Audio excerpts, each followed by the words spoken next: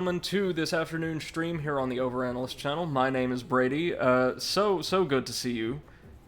I hope you are having a wonderful day thus far, and welcome back to Travis Strikes Again, No More Heroes. If you recall, last night we actually beat the main game, which I had done before, and then dove sight unseen into Killer Marathon, the DLC stage, which is set on this ridiculously long set of larger-than-life pinball tables that evoke, like, old-school Hollywood sound stages with themes such as the Old West, like a 50s sci-fi-esque deep space setting. Currently we're on the open ocean, and we're fighting our way toward the end of this massive gauntlet under both time and enemy pressure in order to take on the reigning champion, ex-convict, or I believe current convict and mass murderer Silverface. Again, this is all totally ancillary content, doesn't have any direct relation to the main storyline of the game, but it's a really, really fun series of short stages that I think, on the whole, are much stronger than the last stage the game threw at us, the worst, the CIA stage. So we're going to be polishing this up, and we're going to dive into Pokemon Sword for the first time, almost entirely sight unseen. I've seen the first gym battle, but that is absolutely it. I know next to nothing else about the game. And it's going to be my first time playing a Pokemon game, mainline Pokemon game, in like 12 years. So I'm really excited for that, and glad to have you guys along. One really cool thing about Killer Marathon is its absurdly over-the-top, polished-as-hell soundtrack. Seriously, its opening alone, like the little, electro-funk song they used as, like, intro music is phenomenal. I found out, I believe, they, commissioned 15 brand new songs just for this one DLC stage. And I could promise you that's more music than any stage in the base game had. Not just that, but a lot of these tracks are vocal. They're like little synth or electronic rap songs.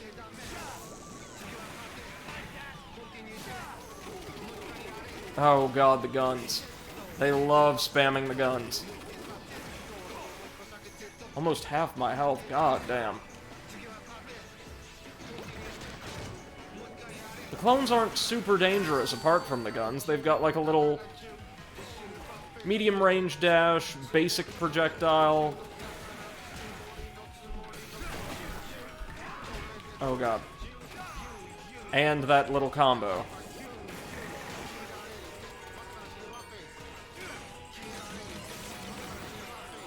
Wait, I was about to say, do we have to take them down? But I suppose so.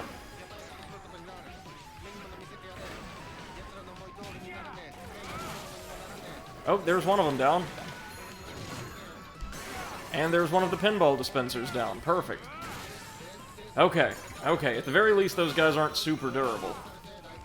Let's go ahead and cut our way through this seaweed, this kelp. And hey, there's Bugjiro! With, I think, maybe the last ramen of the game? And we're gonna have to find our way up there, though. Up atop the reef.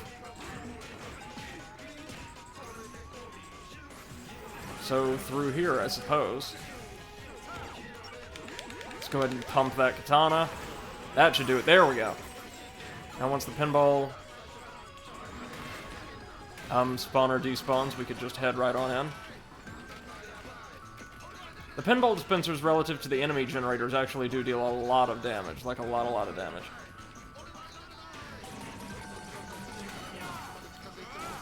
What exactly is that switch going to do? No idea. Not the faintest idea. What's our final ramen going to be, though? The last one was quite simple, if I recall. Like, just a really well-refined, simple ramen. Python ramen. The opaque soup tastes like love itself. This chicken broth-based ramen is all you'll ever need. Alright. Chicken broth instead of like a pork or seafood broth, that's somewhat uncommon in the ramen world, right? Am I correct in saying that? It's okay if we take damage as long as we get through. Ah, there's a few of these little golden bugs around. It's okay if we take damage, we can tank it and make it through. So I take it there's Bug Street Boys here, there's going to be some elites in the next round? Nope. Just different variations of the same exact guys. Good to see we could just run right around the seaweed though. Hey, Seth, so good to see you. No worries. Just glad to hear from you, ma'am. Hope you guys are doing really well today. Also, I see a frozen menu screen. What? Oh, no. No. Sorry. Issue with the capture card. Thank you for calling that out. Sorry, folks, we've missed a good little bit of the stage. That's okay, though. Let me fix this. Sometimes I have to toggle the video capture off and then back on in Streamlabs. Audio was working just fine, so I assumed... usually if I have any problems, it's with the audio. So I assumed that, oh, everything's fine. Thank you so much for letting me know. I am so sorry for that.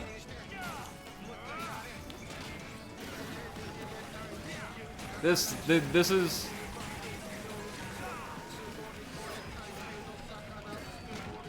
This is why it's always good to actually know, like, professional streamers. Okay, we've got visuals now. Thank you, Seth.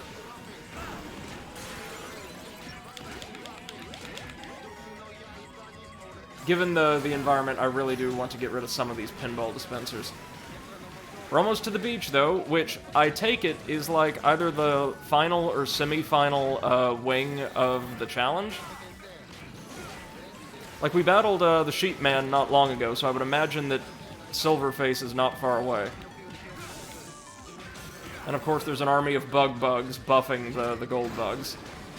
Oh, that thinned them out, though. No, it didn't. It just spawned more. Never mind. At least this stage's combat gauntlets are way more interesting, with all the little hazards and interesting, well-synergized enemy groupings than the CIA's were.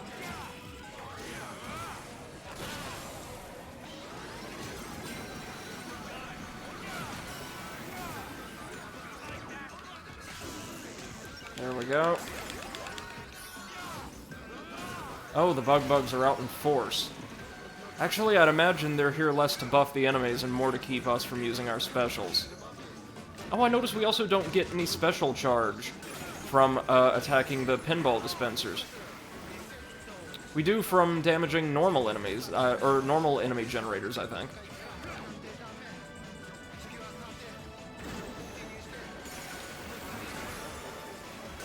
There we go, that's the other knight down. We got over 2 minutes to make it out of here, so I'd imagine we're in the clear. Kudos to this stage for being one of only 2 in the game to take one of our lives, though. It actually takes several due to the leg set in the vacuum of space. There we go. Alright, let's see what quirky info Grandpa's got for us today. We've made it from the beach to the city. At last, they're making a movie out of that Gundam novel. A trilogy to boot. A long life was worth living after all. Okay, Grandpa. Protect your family. Even if you can't, protect them. Even if it means throwing your own life in the trash, protect your family. These are my true last words. And that was, I think that is the last time we're going to be seeing Bug Extra. Something really interesting I learned was a great deal of the emphasis on, like, death and morbid topics in these games is attributed in large part to Suda51 when he was a young man, first come to Tokyo, working as an undertaker, as a gravedigger, and seeing up close, like, the myriad ways in which people from all walks of life dealt with, like, loss or fear or things like that. Hence a lot of the stranger, more esoteric commentary present in the games themselves. It's really interesting, I think. Okay, so we're gonna have to slug through a few fights like this, right? 2 or 3 probably? Yep. But hey, there's the end of the marathon.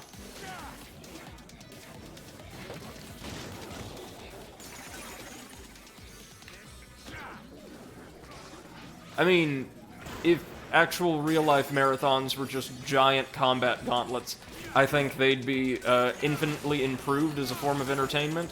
You'd get way more viewers, you'd get way more people interested in participating, no doubt. Basically, there are very few things in life that I do not think could be improved through the addition of gladiatorial-style combat. There are some, like, obviously non-lethal, medieval-style arena combat leagues throughout Europe and North America, and they're actually pretty cool. I think there's a lot of them in Eastern Europe. Okay, let's go after the Travis clone first, because that machine gun will mess us up. Like so. Damn it, damn it, damn it! When in doubt, just juggle.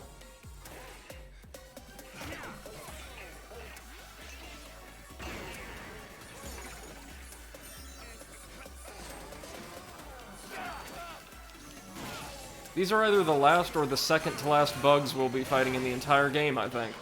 Imagine that. We've come so far. So little time, too. Like, for a budget game, we got a decent amount of time out of this. But it certainly didn't overstay its welcome. No, wait, we got one more. Never mind. Oh, and this is gonna be the round where they just throw everything at us. Starting with early game enemies, we're going to be seeing more and more elites over time, I'm sure. Huh. Just as long as the bug gates don't blow, we should be fine.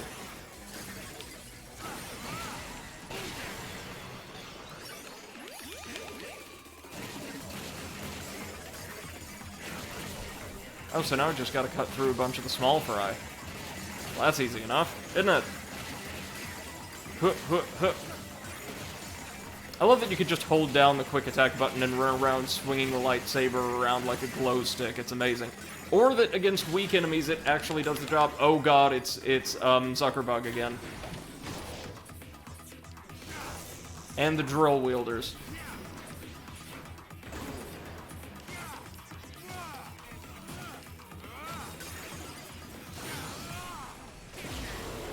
Well, that's the power of chip spam.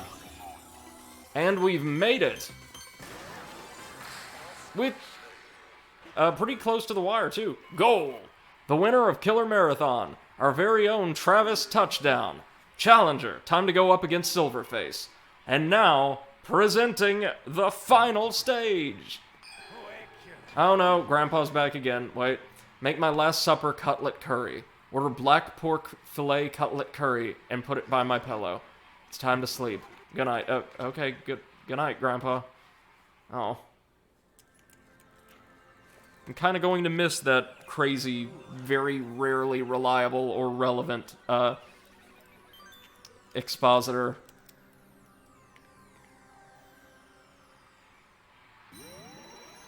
It's okay though, Bugman. You will be able to live forever in Cyberpunk. And now we're on to the boss, which I'm interested to see how this one fights. He has, I want to say, the second largest confirmed body count out of the bosses in this game, next to Mr. Doppelganger. Speaking of Cyberpunk, he looks like just a random Maelstrom ganger or raider, doesn't he? So you're the all-time ultimate undefeated champion, Silverface. I'm Travis Touchdown. I'm a passing assassin. I'm also known as the King of Gamers. And I'm here to kick your ass. Okay, look, don't bother with the grandstanding. I'm just not in the mood right now. I think you may be misunderstanding, but this Killer Marathon game, it's pinball, you know? You've probably picked up on this, but this game is made from the settings and illustrations of a pinball table. And realistically, it wouldn't really be possible to run a marathon while killing off a bunch of people, would it? What sort of organization would sign off on something like that? This is made-up fantasy stuff. Actually, I did notice that. But you've never killed anyone before, have you? In an experiment in science class, I fainted while dissecting a frog. I totally fainted, in front of all the girls. Oh, I see, so...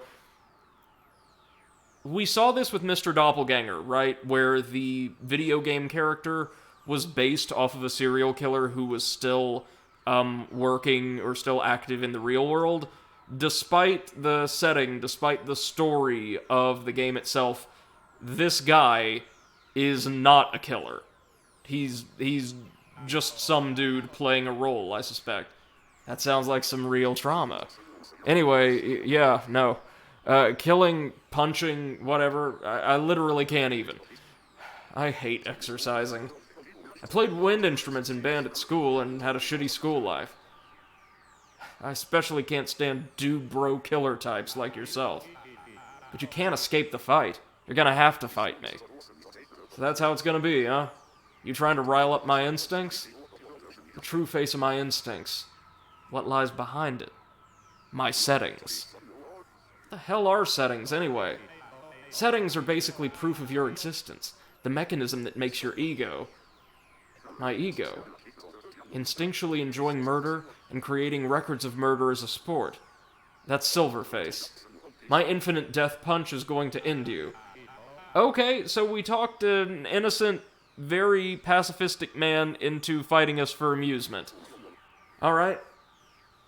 Tonight, my fist is especially angry. It's pissed about having been relegated to DLC. So you're threatening me all of a sudden? What boss character would ever be happy about being banished to DLC? You know what percentage of people who bought Travis Strikes Again are gonna buy this? Okay, this meta-commentary on the gaming industry is cute. It's not as indulgent as ukuleles, and a lot of it's just purely for comedic purposes, so I dig it.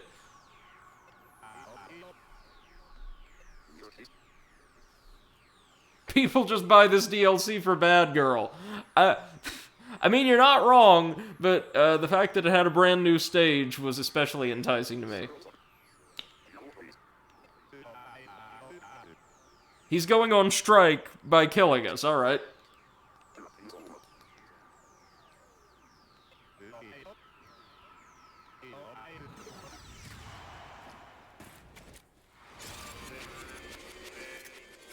I already have a gallery of all the other bosses' splash screens, so yeah, I'm interested to see what this is gonna be like. Oh my god. So he can just grapple us. Nasty.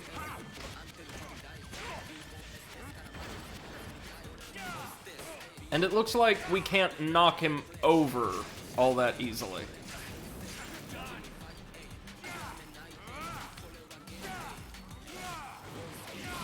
He's got a fair amount of health on him, too. And deals damage like you would not believe. Oh my god. This whole playstyle seems based around stun locking, because of course it is. Phase 2?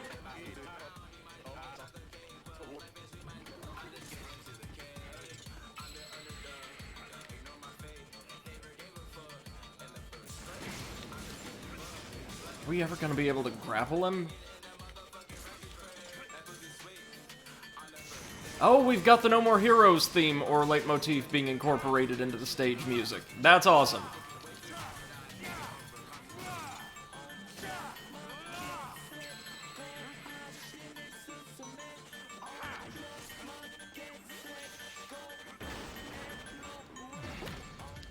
There we go, now we got him.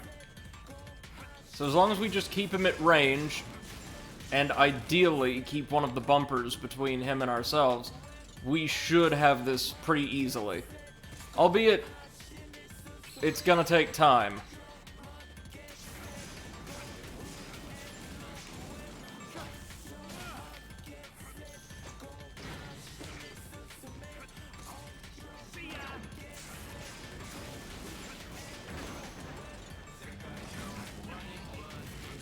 Okay, so his melee combos are getting more and more dangerous. Phase 3. Show me what DLC can really do. Okay, is he going to start... Oh! He's gonna start trying to throw us into the spikes, which will be like near instant death or something, right? Well, lucky us, we happen to have, some tricks of our own, namely chips.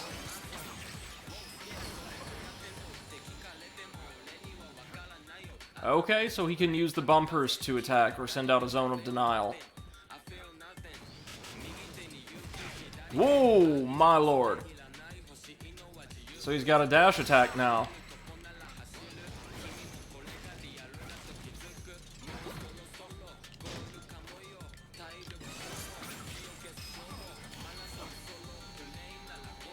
Okay.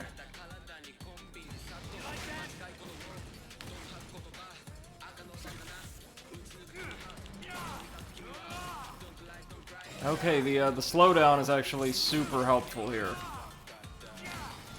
Oh, we actually managed to stun him out of his bumper attack. It's pretty cool. And we've got him, just barely. That was a really good fight, though. Reasonably challenging, given the game's mechanics. Didn't feel unfair or anything, though. Just had to be very, very careful. And only exploit certain opportunities when they appeared. That is good stuff. We're not gonna get, yeah, A rank. That's okay. I'm very proud of that, though. That was a good run. And that's our final boss. I've worked up a good sweat. Running with you is something else. Blood suits this marathon more than sweat. With my blood flowing like this, that which was fuzzy has become clear. Why did I become Silverface? Why was I born to a world of pinball? So what's become clear exactly? We're updated, reformed, we evolve, synthesize, awaken, combine. We run further on the path of evolution, to the bright future that's sure to lie ahead. Can you trust that future? Who knows? But this world is full of things that you simply can't know without trying to run the path. Yeah, you and I may be on different paths, but I'll give mine a run. Our paths may cross again somewhere. When that happens, want to shed some more blood? Let's stick to sweat next time. I could do that. Doesn't want to fight anymore, I like that. Travis touchdown, I'm gonna hurry on ahead. The next goal awaits. Goodbye, Marathon King. And do we get a chip from him? Of course we do. Maybe his little dash attack?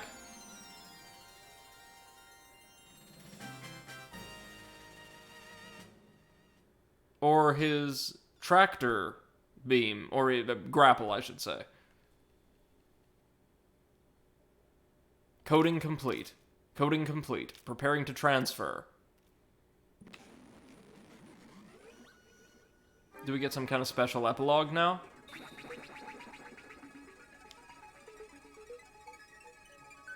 I mean, I'm sure we'll get one less debriefing.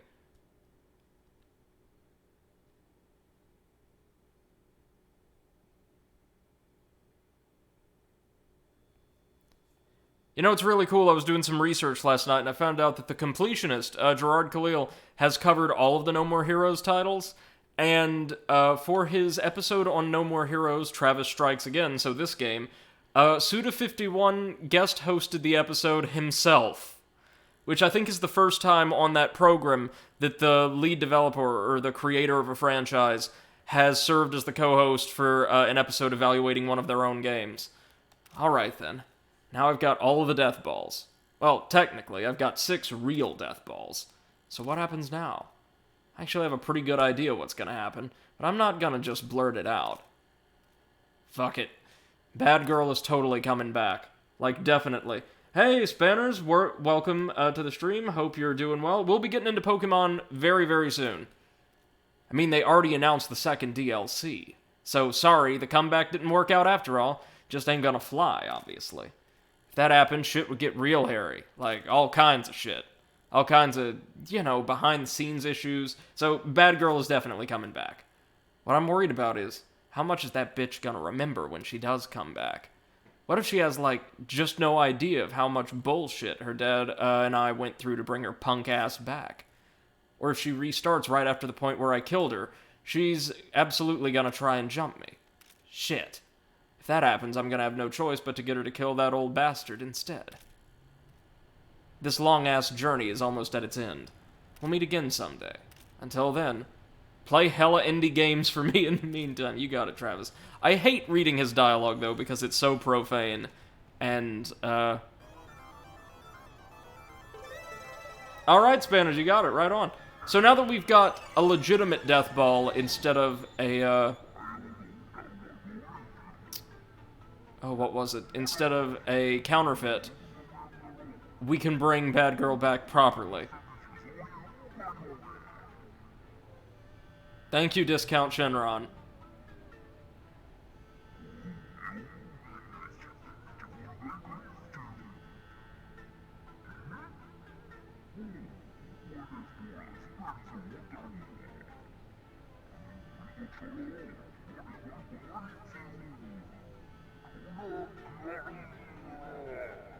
Eye of the Tiger, of course. Of course, that's what it's called.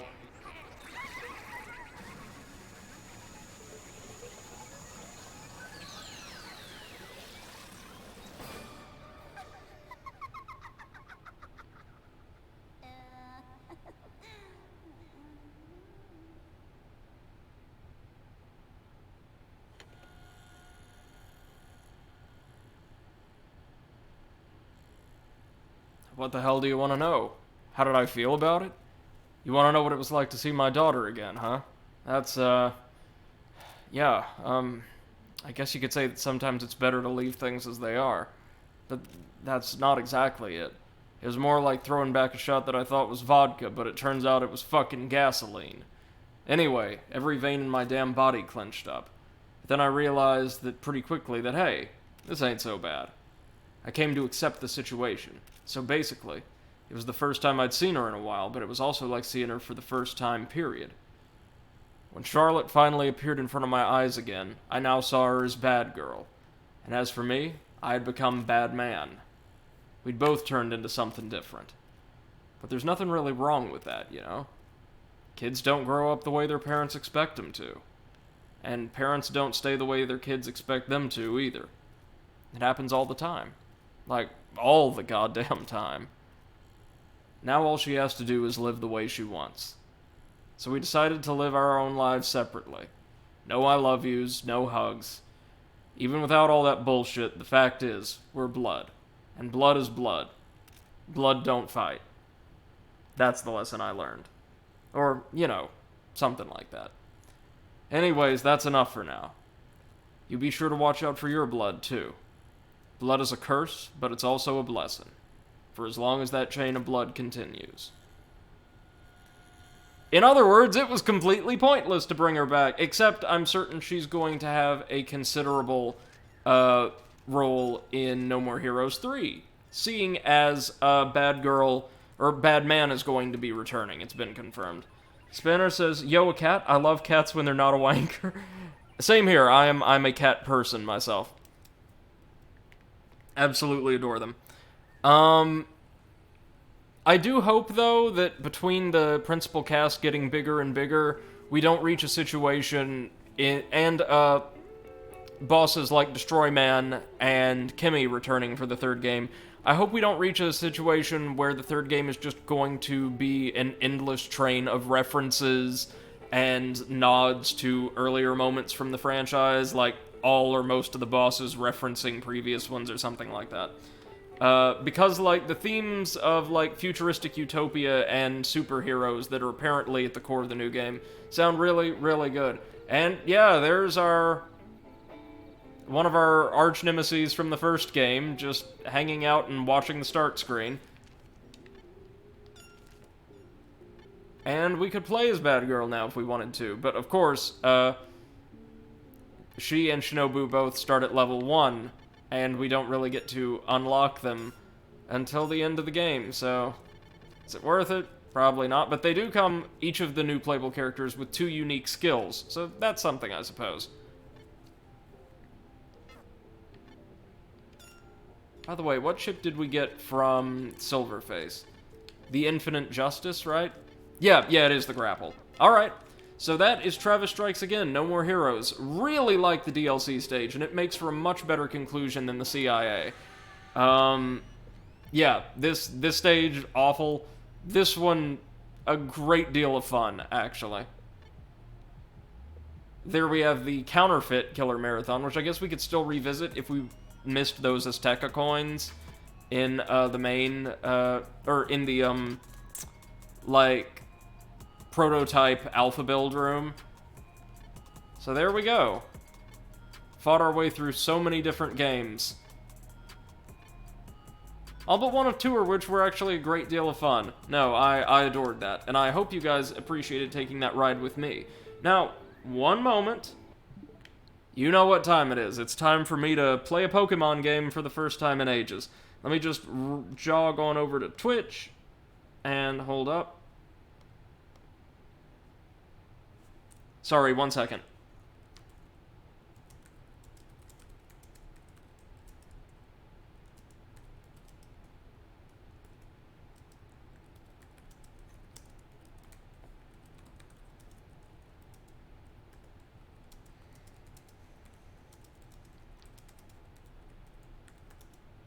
Sorry about this. Having to finish composing an email that I thought I already did. Because we're professional around here.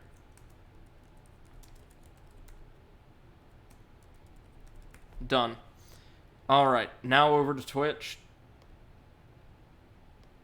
We're already at Twitch, good. Edit.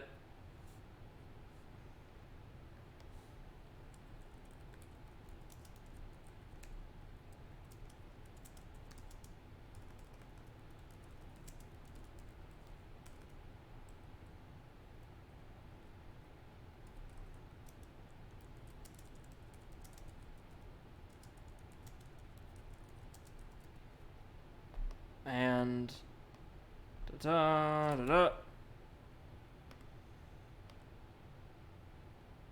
Tags. Yep, we got the tags.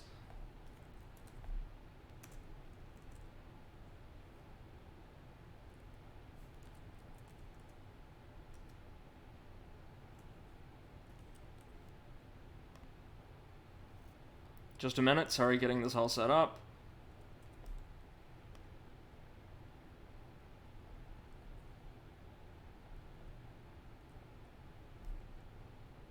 Okay, we should be good.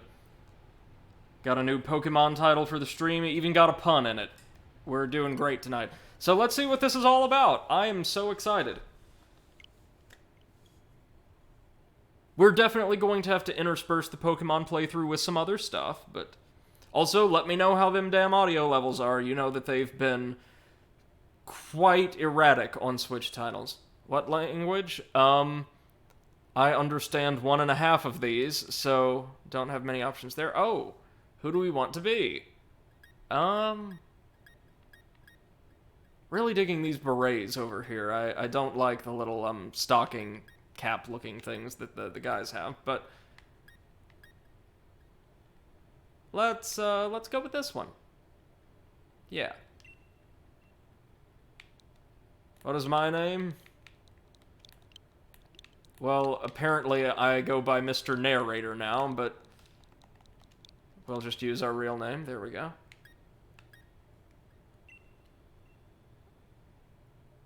Registration complete. Oh, shoot! Is that like an in-universe language there in the lower right? Were we registering as a Pokemon trainer in-universe? Yes, we were.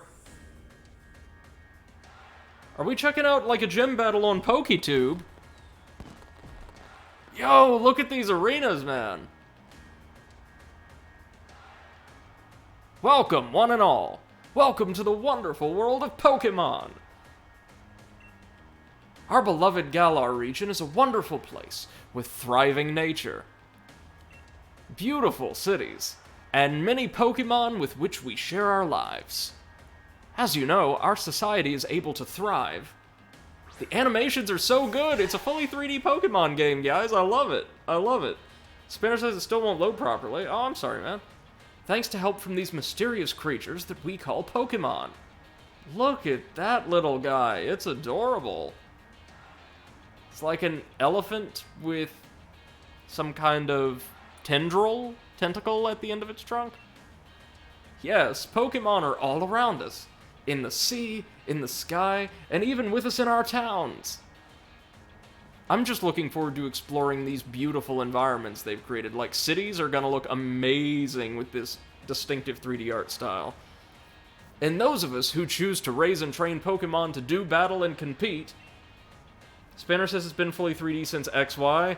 It's been a long time, man. A long, long time. We call Pokemon trainers. Oh, it's a spoon.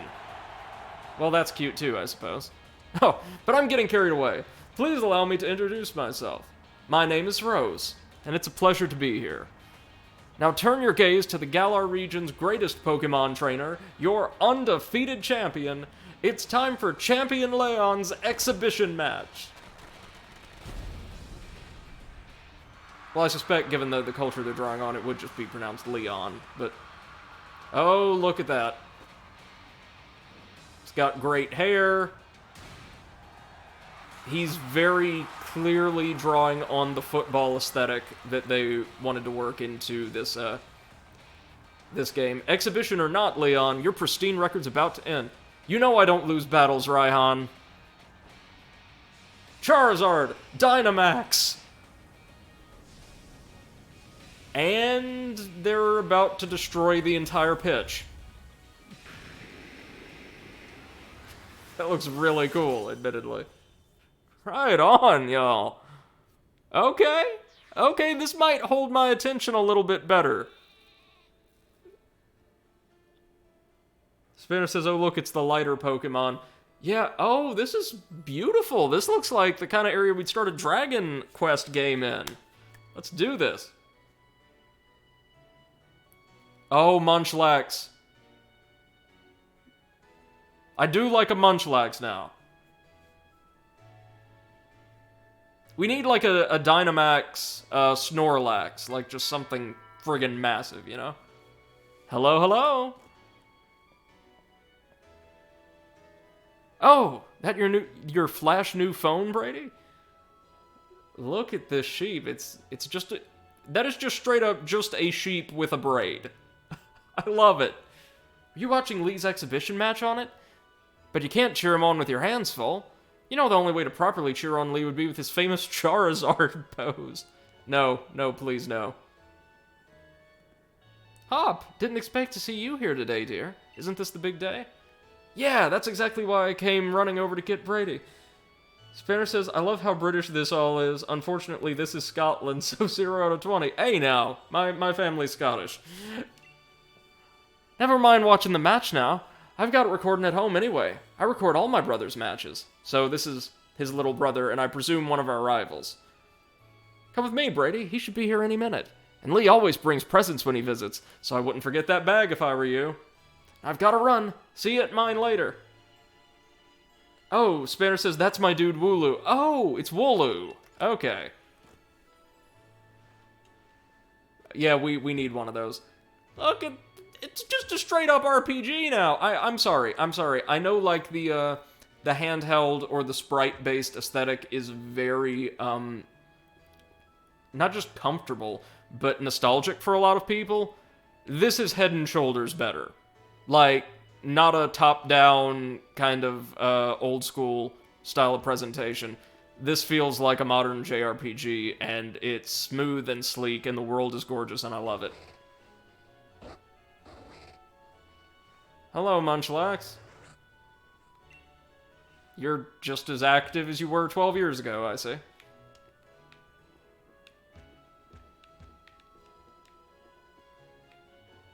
So we start off in Scotland, more or less.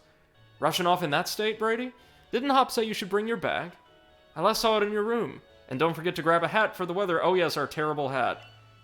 The fridge is filled with food your family likes. I don't see why it would be full of food that we all despise, but Munchlax will come to eat any leftover food, so the sink is sparkling clean.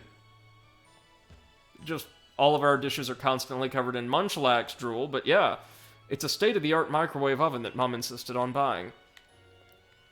Also, get ready for the inevitable agony of listening to somebody with a southern accent read a bunch of text written in, you know, British colloquial speech. The latest video game console is sitting by the telly. It's a brand new telly. Your mom brought it so that you could use your game console. Yeah, that's how it worked when I was little. Gotta love that, I think that's just a straight-up Eevee poster. It's a simple desk that you can keep using even when you become an adult. No, it ain't. No, it ain't. You're gonna need more space than that, unfortunately. You grabbed your dad's old bag.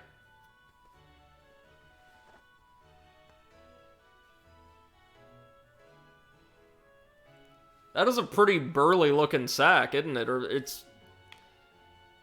Open the X menu by pressing the X button. You can save your progress by selecting Save from the X menu. You can also check your location and your next destination by selecting the town map. And you can check this adventure guide anytime you want in the key item section of your bag. Oh, this is sleek, yo. Spanner says Wi-Fi is really going against me today. It's, I'm sure there's probably, like, a lot of use in your area, like wireless use, so that's probably having an effect. So we start with a few, we'll go ahead and drop a save. I see, hold on. 6 slots there? Oh, baby, don't tell me there's only 6 badges. I'm pretty sure there isn't. Hey, it's Rotom! That's right, Rotom is the index now. So let's see, we're,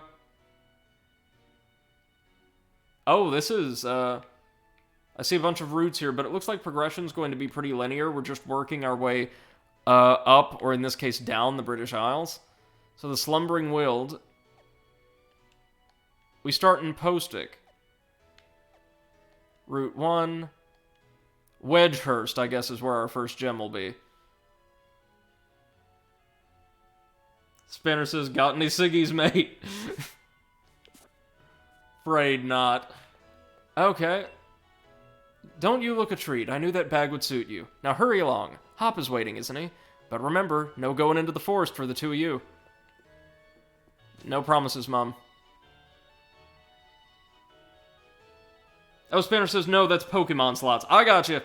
That's for our team. To be fair, there are some... Wasn't it on some of the old mobile games? Handheld games. Where, your save file or your save data would also display your badges. Hello, Badu. Can I just abscond with you and have you fight people's pets for me? Seriously, this place is gorgeous. Look at all of the docile Pokemon flying around. The world feels so alive. It looks like a top-notch animated film. Have a look at you, Brady. That old bag looks like it could pull you over. At least we know that it should hold anything Lee might bring, even if it's as big as a Snorlax. That would be one dead Snorlax. Oh. A Wooloo? What's it doing there? Very ineffectually... Okay, if this is how they attack, I'm not sure I want one of these. Hey, you silly Wooloo. I see what you're up to. Don't go using tackle on the fencing. Now you listen. No going past that fence. No. Everyone knows there are scary Pokemon living in the Slumbering Weald. Oh, it does display badges too, alright. These remind me of, these Dream Eaters, Pokemon-like enemies that serve as the principal, obstacles in Kingdom Hearts 3D Dream Drop Distance. There's one called, I think, a Tamashheap, that is also a very round, stylized little, sheep creature, and it is absolutely adorable. How about it, Brady? Let's race. I bet I can make it to my house first, what with you lugging about that big old bag, always capitalized bag.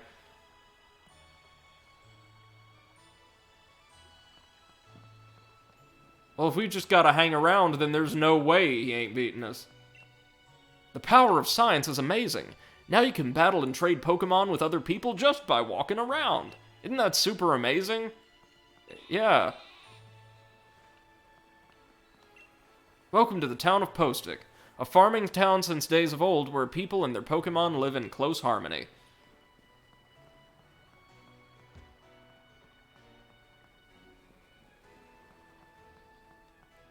By that we mean there's a lot of Butterfree, and just the town is overrun with Wooloo. Hey, Brady, Hop was looking for you, you know? But no need to go to the next town to find him when he lives right next door, right? Yeah.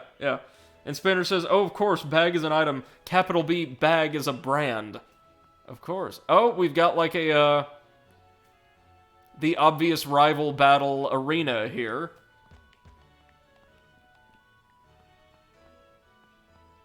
Man, in a world based entirely around Pokemon, the Pokemon Leagues must be making money hand over fist, right? With all this merchandise and, like, training equipment, all of that.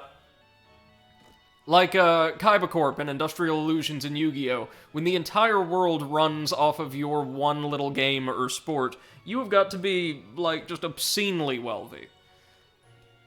Mom, is he here? There you are at last, Hop. Oh, and you've brought along Brady. Hello, dear. Yeah, but where's Lee? Have you got him crammed in a cupboard? He's still not here yet. For the 100th time. Honestly, Hop, you must learn some patience. He's probably only just arrived at the station in Wedgehurst. Then that's where I'm going. You know Lee is hopeless with directions. I'll make sure he doesn't get lost on the way. Oh, will you? Yes, that's probably for the best. You've got to come with, Brady. You still never met my big bro, right? You can't miss out on your chance to meet the undefeated champion. And Spinner says, oh, this place's league is making fuckloads of cash. Well, right, it's... This league explicitly is modeled on FIFA, right? It's a family-sized fridge that can store a lot of food. Yes, but is it food they like? Inquiring minds need to know.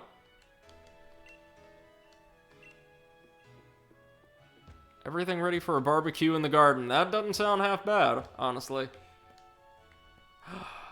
Yes.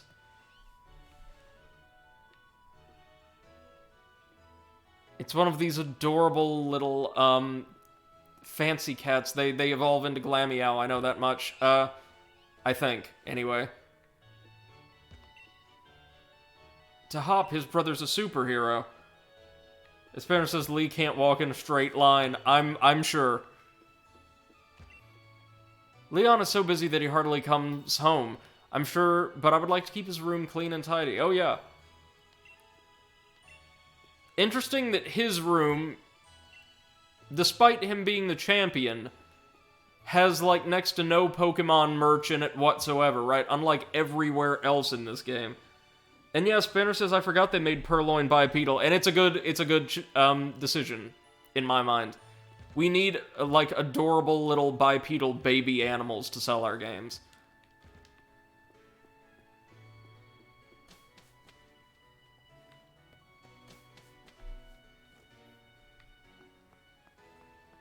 Spinner says, Glameow's a Sinnoh Pokemon, that's a Unova Pokemon. I see. There are just, like, a lot of cats and birds and rats in this series, so it's very easy to get them confused. Let's get a move on. Only remember, Brady, wild Pokemon could come out of nowhere if you walk through patches of tall grass. I've got my Wooloo with me, so I'm ready for battles against wild Pokemon, of course. But not you, Brady, so we'll steer clear of the tall grass as we go. How long is it going to take for that Wooloo to just get its head caved in by something? We shall see. Oh, this is Route 1. Oh! Oh! Wait a minute. Wait a minute. My sense of scale just got totally rocked. So, this is Postwick, and this isn't like a cute little representation of the town, like, oh, here's some of the more prominent buildings. This is literally it. Then Route 1 is about 10 feet long. There we go.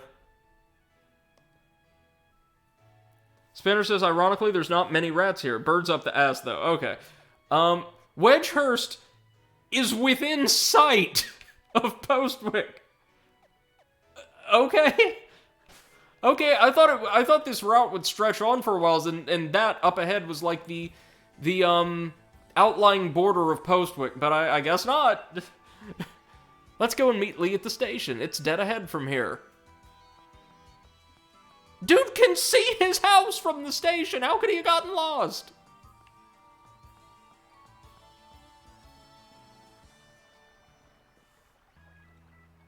Oh, and there he is with the kaiju he used to burn the stadium down. I really dig the cape. And, admittedly, the fact that he's wearing just, like, really spiffy-looking football gear.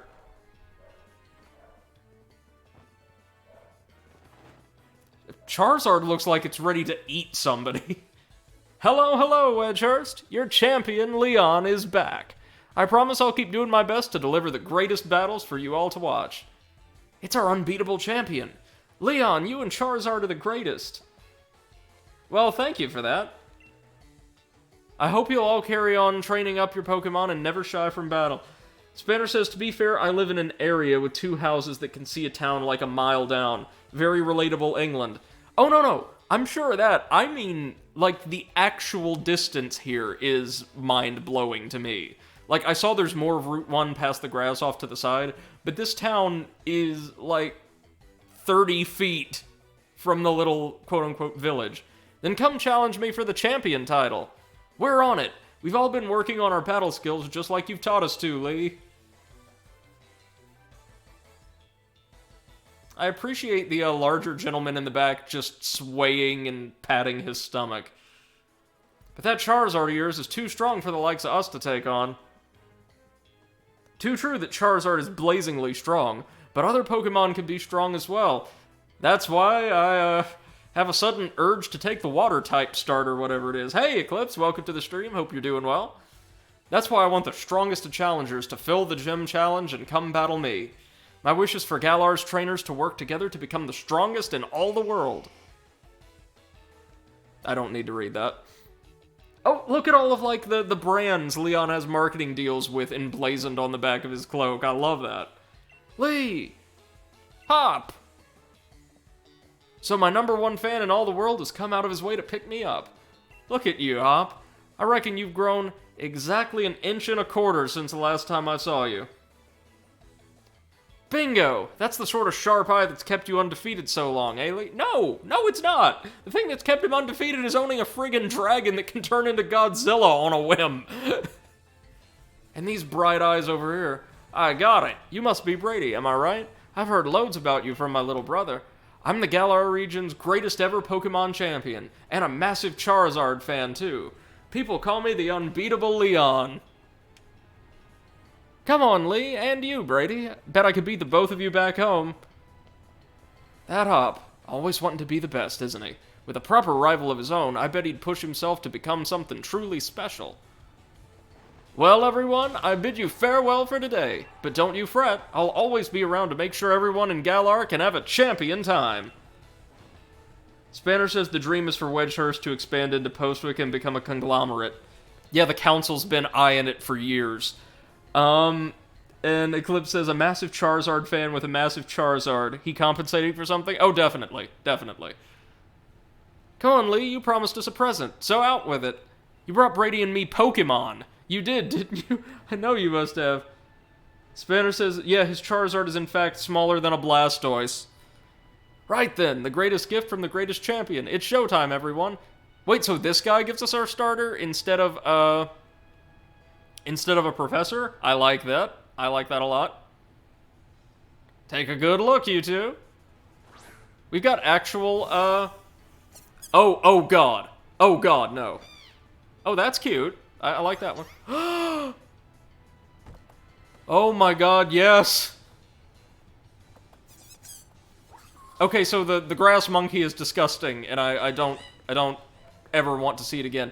The little rabbit is adorable, looks like it could be the protagonist of a mascot platformer. But the little tadpole thing! Oh my god! I'm surprised that didn't kill that rabbit. Quick example of type advantage. Oh no, don't cry, little guy.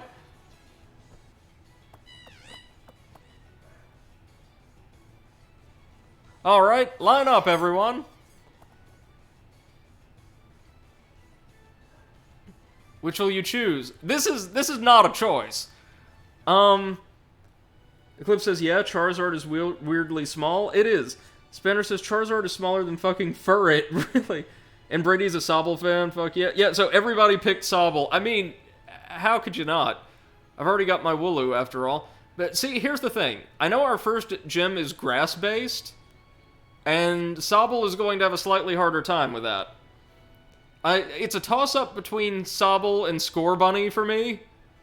This thing can just go die and this thing's fire. But I don't know. I don't know. What are we feeling? Score Bunny for a different experience than you guys had, or Sobble to like demonstrate solidarity?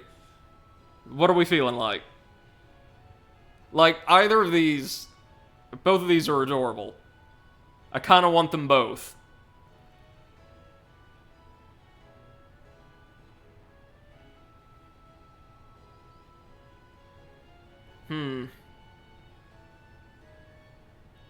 Spinner says there's a lot of bugs between here and Grassland. Birds, too. I know, hold on. Eclipse says, to be honest, I ended up using another feature to build full dragon team, but I use Sobble a lot, too. Score Bunny is cool. Hold on. There's a way I might do this. Let me pull up the old random number generator.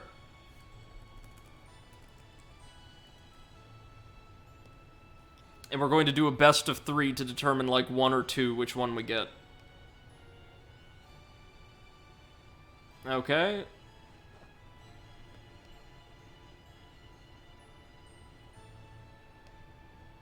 Spanner says, I'm not really a massive Score Bunny guy, I'm gonna be real with you. Yeah, I love this thing, I love its design so much. But I've actually never played with a water starter in one of these games, I think. I've always gone grass. The grass starters are just reliable. So, yeah, we'll take this adorable little critter for now.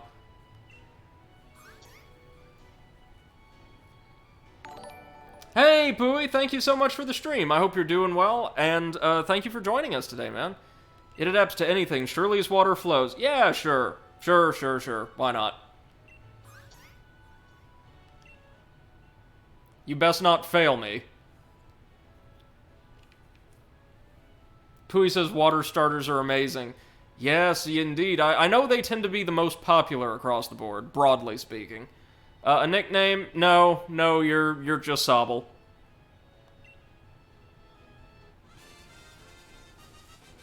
Oh, that is adorable. That is adorable.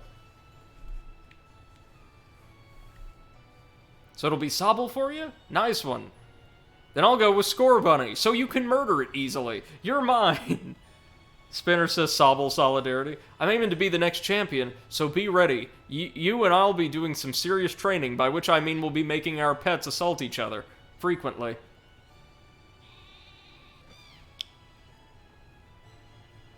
Pooey says, I always got water in every game, unless Charmander is a choice. Oh yeah, gotta love Charmander. Even then, Squirtle's some tough competition. That's why I brought along these Pokemon for you and Brady, so the two of you can battle and grow stronger together. To try and reach me. Yeah, you could just go to hell. You could. And you'll come with me. Charizard will show you the ropes. He's strict, but real strong and real kind, too. Eclipse says, across the gens, I go fire, water, fire, grass, fire, grass, and water. And Spanner says, I don't have a type bias, I just pick what I like. And Pooey says, yeah, usually I choose the cutest.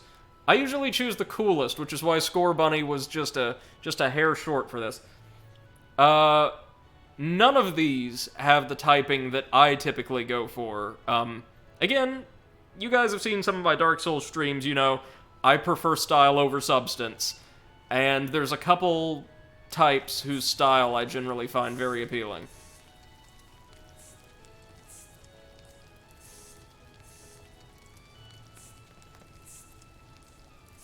See, now this game is making me want to order out barbecue for tonight, which I might do. Spanner says, I went water, fire, grass, water. The first Pokemon game I ever played was Sapphire for the Game Boy, and Game Boy Advance, and I played with Trico, who was just adorable. I mean, that was a great generation for starters. You got Trico, you got Torchic, you've got Mudkip, which is not as cool as the others, but...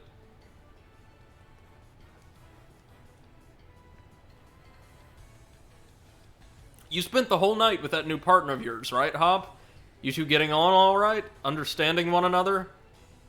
Maybe even built up a bit of... Leon, I don't like where this conversation is going, man. Leon, no. Of course I have, Lee. Brady's made fast friends with his Sobble, too. Then listen up, new trainers. Believe in yourself and your Pokemon. If you trust in one another and carry on battling side by side long enough, then someday... you might even become worthy rivals for me, the unbeatable champion. Hey, Kirk, welcome to the stream. Good to see you, man. Hope you're doing well. Spanner says, I'm gonna flip Gen 4 to Turtwig, though I adore him, and I don't know why I never picked him as a kid. And Pooey says, Diamond for the DS was my first, then Emerald, Soul Silver, and Black. I need to play those generations. I need to get a handheld. for them, though. And Leon sleeps with his Pokemon, I guess. That's the only way we can interpret that, right? That's not just me. And Admiral Kirk says, wow, Brady, I heard you don't like Mudkip. No, I just don't like it as much as the other two adorable starters that evolve into some pretty cool-looking Pokemon. If you think Brady might be able to challenge you, then I guess he's my first rival. But I'm not planning to lose to him and miss out on my chance to beat the unbeatable champion. Just having a Pokemon with you doesn't make you a real trainer, you know. Proper trainers raise their Pokemon up to be first-rate in battle, too. Oh, and you think you're worthy of calling yourself such a proper trainer already, Hop? Guess I'll be the judge of that. Let's see you handle yourself in a battle against your friend, if he's up for it. What do you say? Willing and ready to take Hop on in the first ever Pokemon battle of your life? I'm going to beat that pet into the ground so hard you got no idea. Believe in your partner Pokemon and care for them too, with all your heart. Do those two things, and I'm certain you'll learn to choose the moves that suit your Pokemon. And more importantly, to have a champion time battling with them. He is a great spokesman for this league. I've watched every match that Lee's ever had. I've read every book and magazine he left behind at home too. I know exactly what to do in order to win. Okay. You're challenged by Pokemon trainer Hop. I like the battle theme. Of course he sent this thing out. A Pokemon battle it is then. I've got two partners with me. Well, Hop, this is just blatantly unfair then. Alright. Sobble, my guy, what can you do? Oh, we can look up information on each Pokemon. Powers up water-type moves when HP is low, that's pretty cool. Wooloo ain't got jack, near as we can tell.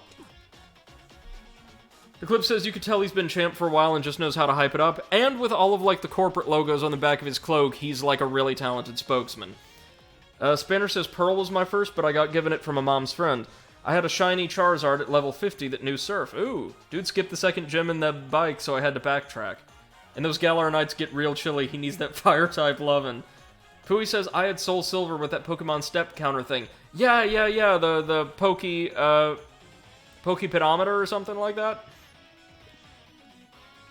Okay, let's do this. What do you know? Oh, yikes. Nothing good. Let's just wail on it. I don't imagine this thing to be very strong. End its life! Oh, that was a crit. A critical hit? What kind of beginner's luck is that?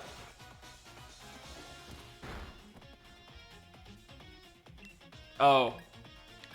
Oh, buddy, you are in for a bad time.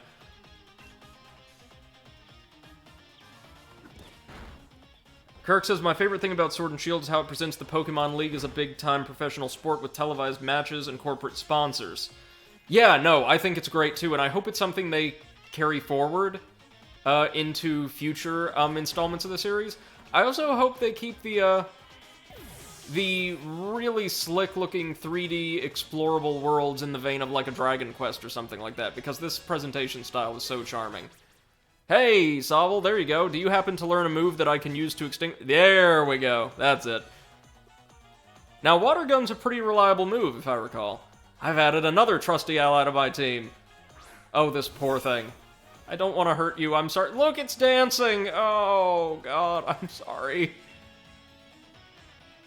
Pooey says, I don't know how it was called, I just know that I knew I could cheat it. Oh, yeah, definitely. And Spanner says, I wonder where my Pokepedometer is. No idea. That is what it was called, right?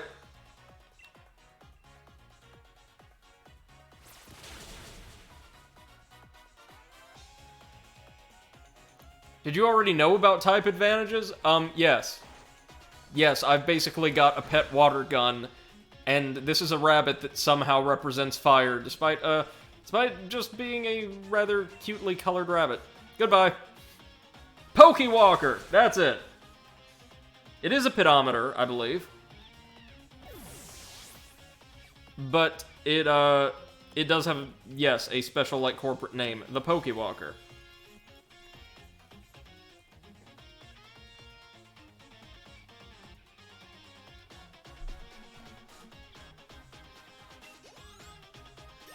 Very nice. Look at those gains, Sobble. I don't know if they're good. I just know that we're growing already. You beat my 2 Pokemon with your 1? You and that Sobble are too much. No, you just made a very bad choice and also decided to use one of your domestic livestock animals as, like, a beast of war. Well, that was a shock. Guess I know why Lee thought he should give you a Pokemon, too. You and your Pokemon all fought hard. Made me almost want to let out Charizard and join in on all the fun. What? Pooey says, I'm so reluctant to play Neo 2, to be honest. I already had Pot help me with the first boss. Have you beaten the first game? And Brady, you've got real promise. In fact, I've got a favor to ask you. Be a real rival to Hop, would you? Push him and make the both of you stronger. I already want to get stronger and stronger. You've seen me battle now, Lee, so come on. You've got to let me take on the Pokemon gems.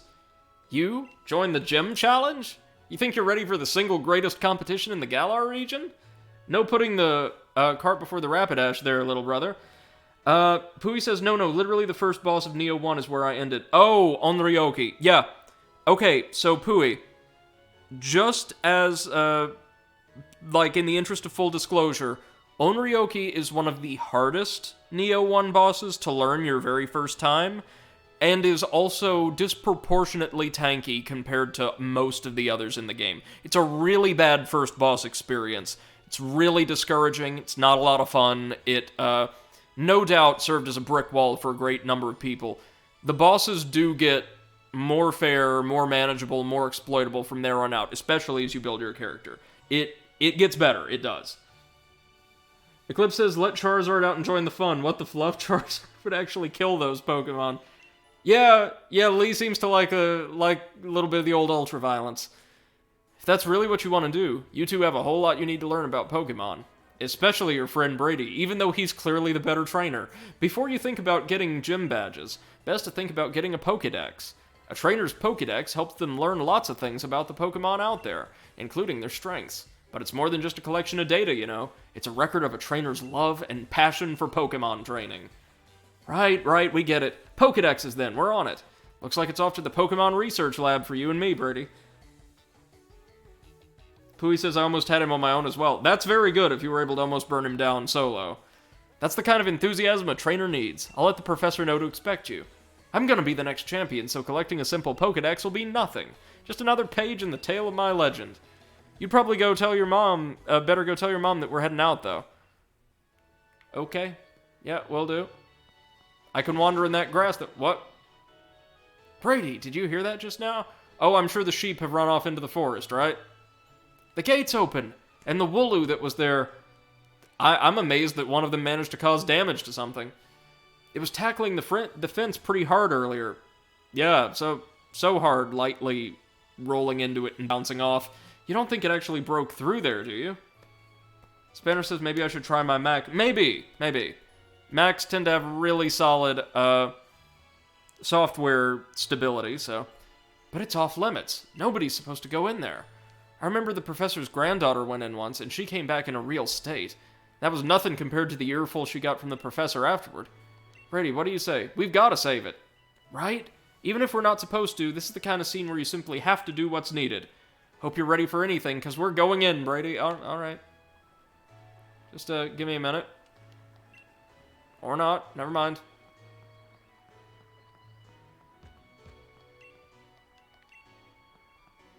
Into the weld. Ooh, Lord. It's rather foggy, isn't it?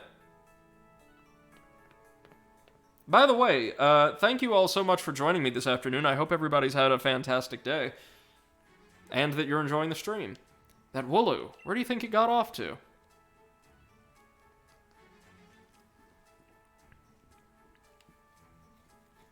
The fog is really coming on thick now. If we don't find that Pokemon soon, this might be trouble. Spinner says Hop is a goody two-shoes. Maybe. Oh! We've got wild Pokemon. Oh no. It's a squirrel with jowls. It's about to be a dead squirrel with jowls. What's the default power here? Oh, they're the same. Alright, give it to him, Sobble. Spinner says this place is pretty AF. Yeah, it looks like a very cartoony version of the Haunted Woods from Dark Souls. Now, hold on. He lowered my defense. So, why don't we go ahead and try out Growl to lower his attack? And Spinner says, there he is, Regional Rodent. He's very cute. Eclipse says, they're the same, but there's a thing called Stab. I've heard about this. Same type attack bonus. Using a move of your typing gives it a 50% boost. I see. Thank you for that information. I've always wondered what Stab was. So, time to fucking kill this thing.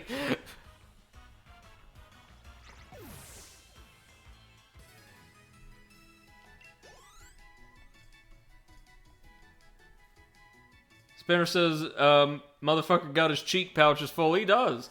And so water gun would be 60 Eclipse. I see. Again, thank you so much for that explanation. I've never taken the time to look into that. Doing all right there, Sobble? Let's be sure you're in tip-top shape. He's actually healing it up. Well, thank you. That's very kind of you, Hob. Still gonna beat your ass, but with respect this time. And the regional bird. Rookity! Oh, that is charming. Spinner says shame Swocket doesn't have a good Evo. That is alright. Wait, what was that? Never mind. Okay, let's just stab this thing. Huh! A critical hit. Yeah, well, it's a very cool looking bird. Swocket looks pretty nice, I think. It's a cute early game Pokemon, but the bird looks absolutely adorable, and I want one. Even though it's probably not very good, I want one. Is that a wolf we just heard? Did you hear that? Was that a Pokemon crying out, you think? I don't know, I'm really enjoying this this area's soundtrack, though.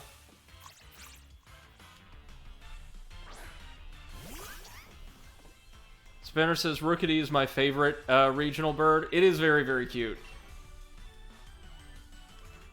Dude, ain't you see what we do to Swockets that try to roll up on us? It's not gonna end well, my guy. I don't want to just use up all of my water gun charges, so we might just pound this one for a bit. Spinner says it's based off a great tit or a chickadee if you're dumb, and also trust me, chickadee is worth it. Eclipse says the next thing you gotta take into account is if your attack or special attack is higher. Pound is a physical move, so it works off attack. Water gun is special. Right, that's the attack typing sigil we could see, I imagine. Water gun's a special move, works off special attack. It changes based on what the attack is in this gen. There isn't hard and fast rules, but you could check depending on the symbol. Right. And really quick, let's see our Pokemon's info.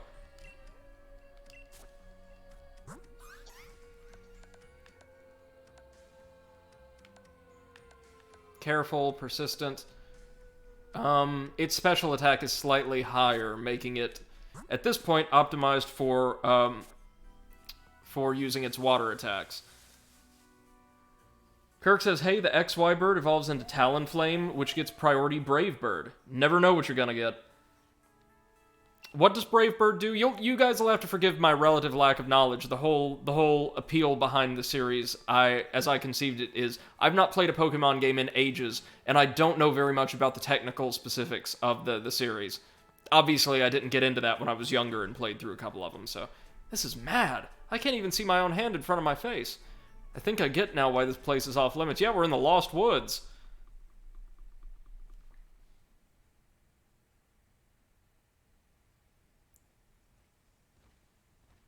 Oh. Oh no. That is a wolf? Roughly the size of a... Wait a minute. Oh no. Okay, we're fighting it. Yeah, that is a wolf larger than us. Spinner says Brave Bird is a strong flying type move that does recoil damage. And yeah, Kirk says it's a really strong attack that hurts you. Gotcha. Eclipse says, I might know a bit too much about Pokemon. That's why I'm glad to have you guys here, because I have no idea what I'm doing. Wait a minute. This is the legendary from the box art, right? I think? No, maybe not. It's... Hold on. Yeah, no, it's... Oh, no, it is. Okay. It's just missing the sword. Spanner says, I don't like Talonflame as much as I like Chickadee's Final Evo. Okay. Well, I'm sure this is going to work just fine. I'm sure Sobble isn't going to get... Yeah. It's like Phantasmal? The move had no effect on it?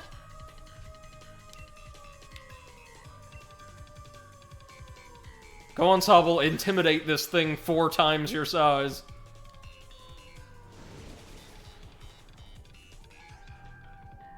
I really like this battle theme, though. I can't see anything. You okay? Eclipse says it's Phantasmal or it just no-sold the move. Well, there's something going on here. Pound, little guy. Pound. Oh my god, it's rapidly humidifying the entire area. I can't see anything. So there was a legendary Pokemon just living right next to us for apparently some time, and nobody ever suspected anything, huh? Alright. I imagine the shield-based Pokemon does much the same thing in that variant.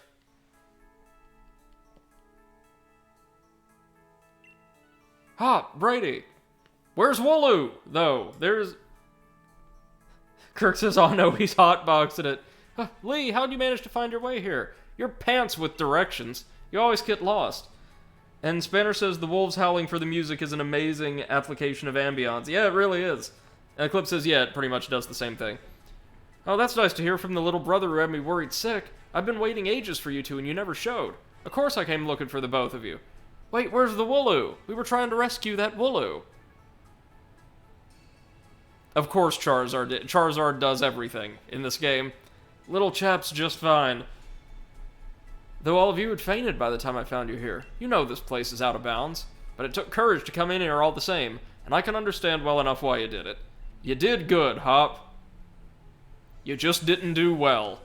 And at least that Wooloo's alright. Yeah, Brady? Spinner says... Oh, sorry. Knocked my mic over. I am so sorry about that. This is what happens when you have a really high-quality mic but a really crap tripod. Also, when you sit on the mic cord. Spanner says wolf in sheep's clothing or something in it. Yeah, exactly. And Eclipse says Charizard is the brains of that relationship, and the brawn. Leon is just his manager. Yep. That mad Pokemon attacked, but at least it wasn't all for nothing. Attacked by some mad Pokemon? What are you talking about, Hop? It seemed load stronger than any Pokemon I'd ever seen, and it just had this sort of presence. Our moves didn't even touch it, I mean, really.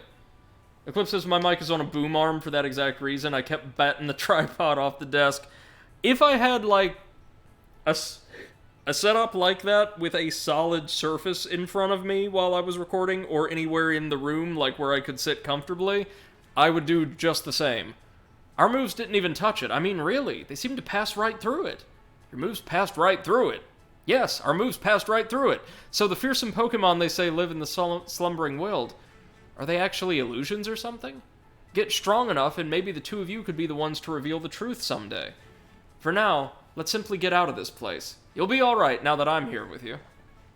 Even if we did get an earful from Lee, what an experience! This'll make a pretty fine first page in the tale of my legend. Okay, he is really dead set on becoming a storybook hero at some point. Don't forget to tell your mom we're off to Wedgehurst now. She'll go spare if you leave without a word. Even worse than Lee just did. Well, Lee did not seem very upset, so... But, fair enough. Clip says, my boom arm clamps onto my desk, but you do need a bit of overhang for it to clamp to. Right.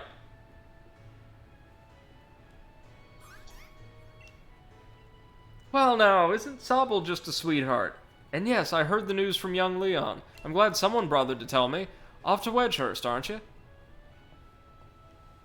Here we are, a bit of pocket money for your journey. Buy yourself a little something at the Pokemon Center. Maybe some potions or something. Oh, so they function as Pokemarts now as well, or they've concentrated all of those functions in one facility. Remember, that Sobble will battle to the very end for you, so don't go pushing the poor dear too hard. And you, Sobble, look after my little Brady.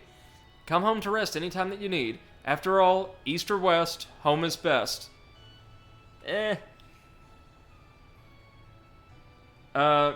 Spinner says the G-clamp isn't large enough to get on my desk here. And Admiral Kirk says I just keep my mic on my desk. It came with a really heavy stand that keeps it in place. Boom arm is too much clutter for me. And Spinner says Brady in England, they basically just got thrown into a pool without floaties. And Spinner says, nah, okay, so they had shops and centers starting in, like, Gen 5 or 6. And Kirk says, wait till Brady finds out TMs are reusable now. That sounds great. I'm gonna teach all my Pokemon the worst moves. They're gonna be useless.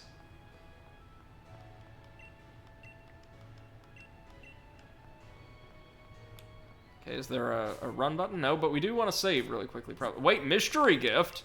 Hold up now. Kirk says, quality of life has improved so much in Pokemon. I'm glad to hear that. Eclipse says, also, there's actually a speed run where you spend all that money on a t-shirt, then run back home and do Leon's pose in front of your mom. Of course there is. I will gladly take a mystery gift, thank you.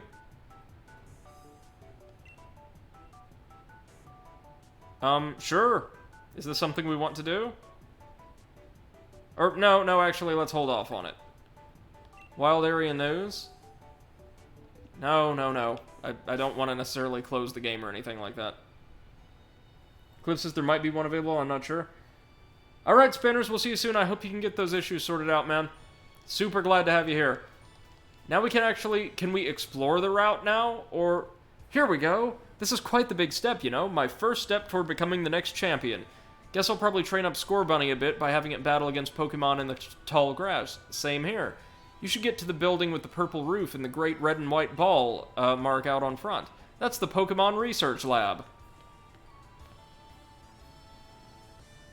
I am also going to train first. Oh, we can actually see which wild Pokemon it is on the overworld. I like that. Eclipse says there was one when the game first released, then sporadically after. Okay.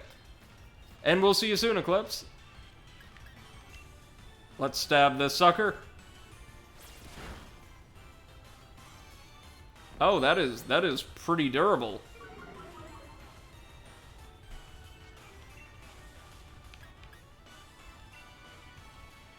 If only we had Pokeballs, we could capture some of these. I'm sure we'll get some at the research lab.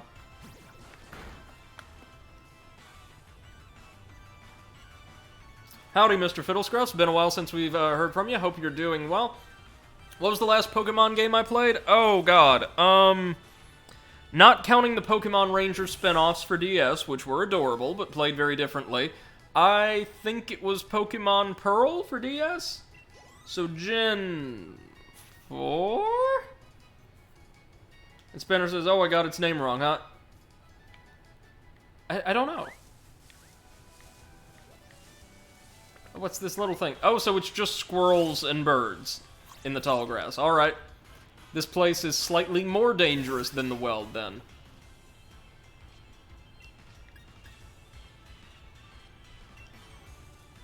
Spinner says, okay, so it's Twitch. YouTube lets me watch streams fine. Is anybody else having issues with this? I know Twitch has been a little testy of late. For some people.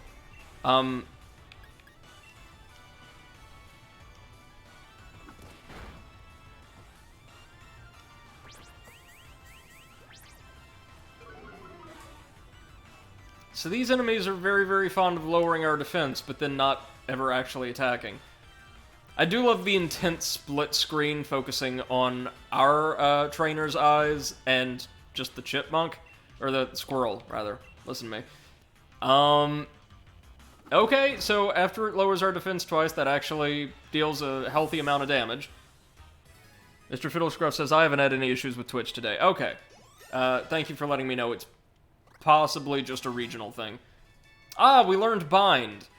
That's an attack I had a lot of fun with in Pokemon Stadium for the N64. Potion, good. This will allow us to keep our little murder machine alive.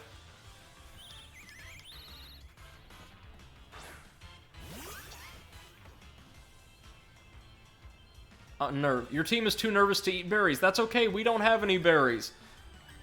Things such as long bodies or tentacles are used to bind and squeeze the target for 4 to 5 turns. Oh, I like this move a lot.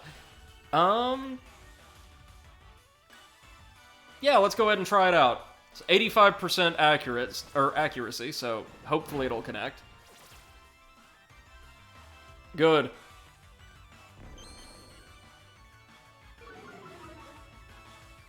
Now, in other generations, earlier generations, I distinctly remember Bind incapacitating Pokemon for certain spans of time, but perhaps not here.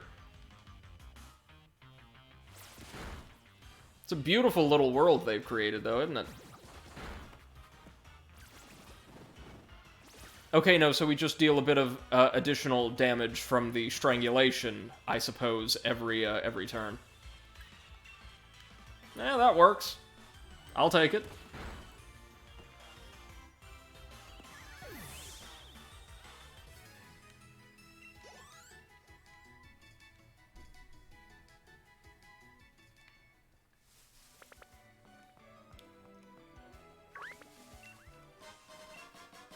Oh, Paralyze heals. Very nice.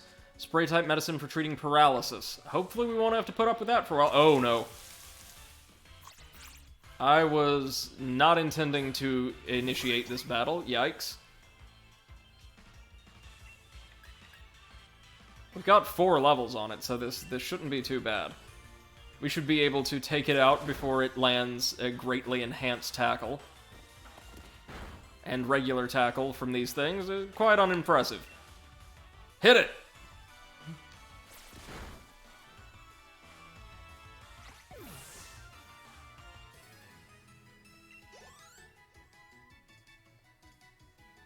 I may actually want to go ahead and use a potion just so we can keep exploring here without having to jog ahead to the center.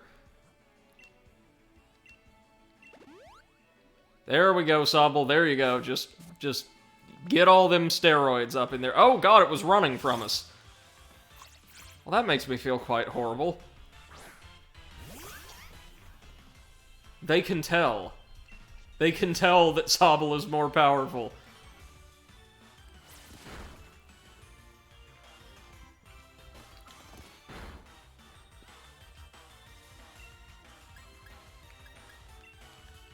Mr. Fiddlescruff says merciless. Yeah, no, if you've ever played a Pokemon game, you know we've just got to feed adorable little woodland creatures to our pet, so it can then go on to kill other people's pets.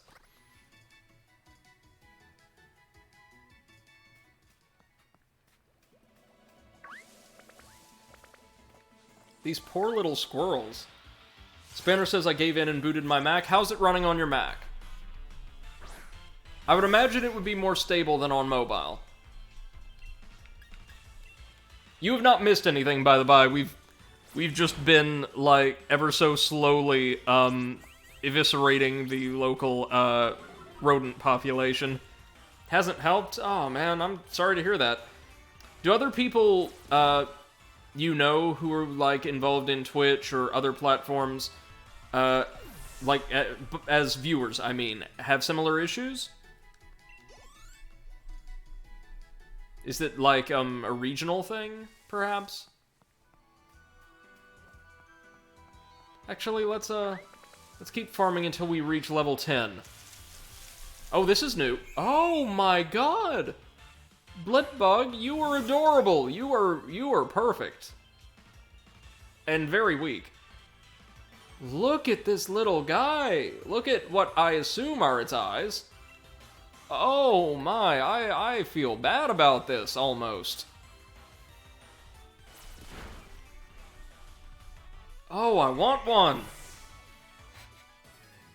Mr. Fiddlescruff says, it's a nerd, get him. I want one! I want one, and see, largely just to see what it'll evolve into. But Spanner says, yeah, this won't work, I'll have to get back to you. Alright, man, I'm sorry you're having issues.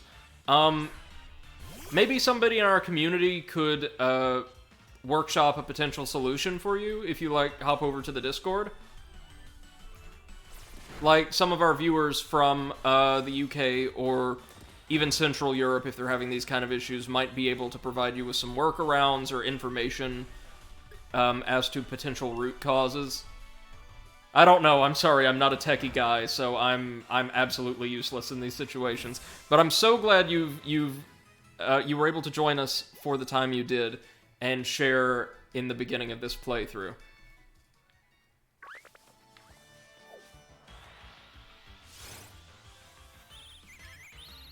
Okay, this thing wasn't afraid of us, so it's probably a higher level.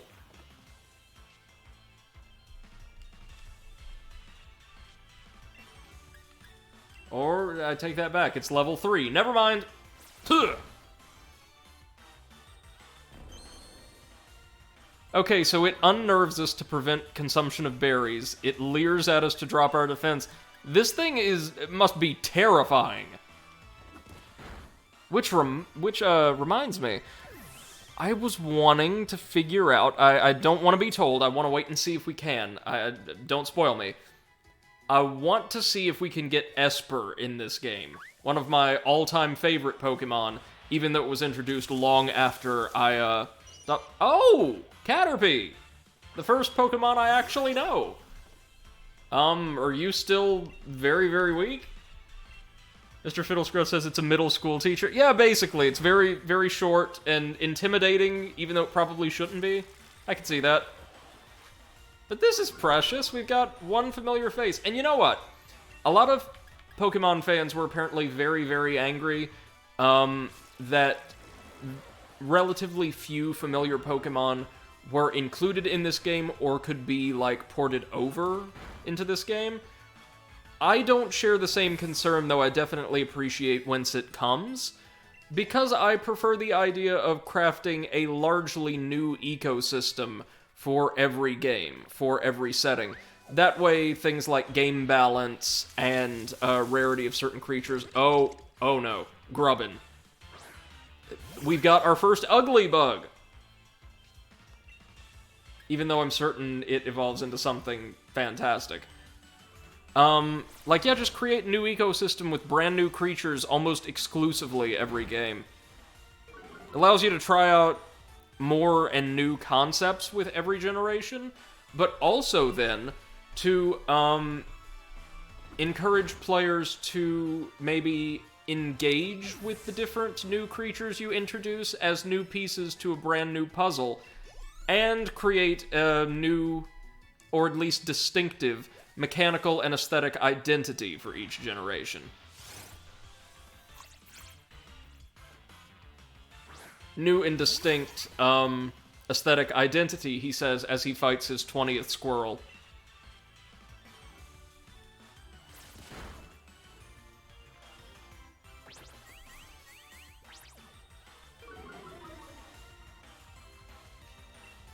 We can tank one or two of its attacks, though, so we are perfectly fine to feed this thing to Sobble. Oh, my lord. Okay, the little chipmunk squirrel hybrid can bite. It's also quite durable, oh my. Okay, just end this thing. Stab it. Huh! That should get us to level 10.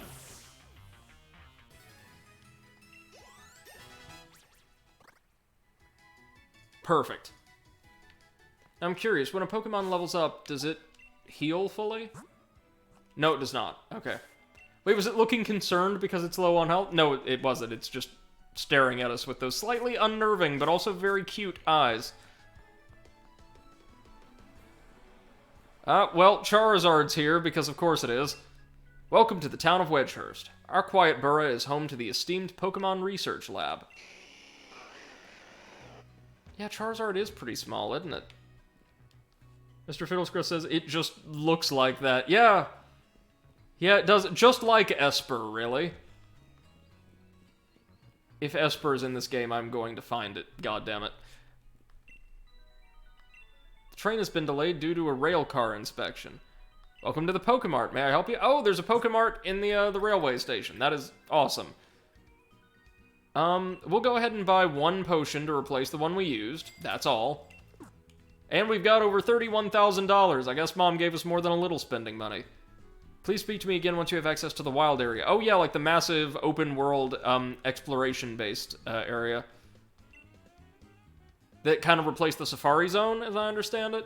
The world you see out the window of a train.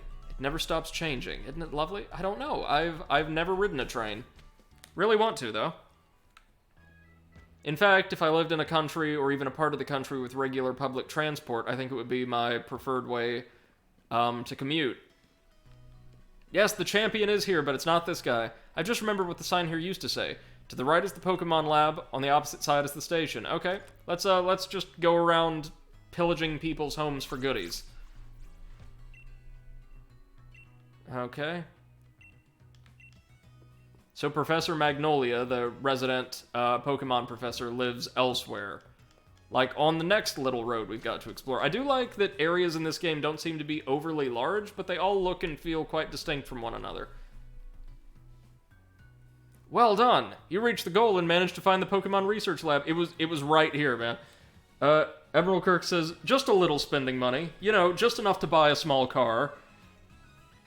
And in this world, that car would probably be a sentient creature and used to do battle with people's pets. Yeah. See how your world has already grown, all thanks to having Pokemon with you? Leon, we can see our house from here. I'm sure glad I've got Charizard with me, to keep me from getting lost all the time. Now in we go. Is the Charizard like his manager as well as his ace? I've got to give it to Professor Magnolia. Everything in here looks fascinating. Oh my god. Look at that.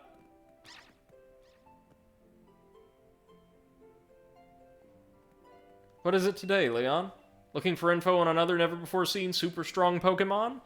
I wish you'd stop with these outlandish requests.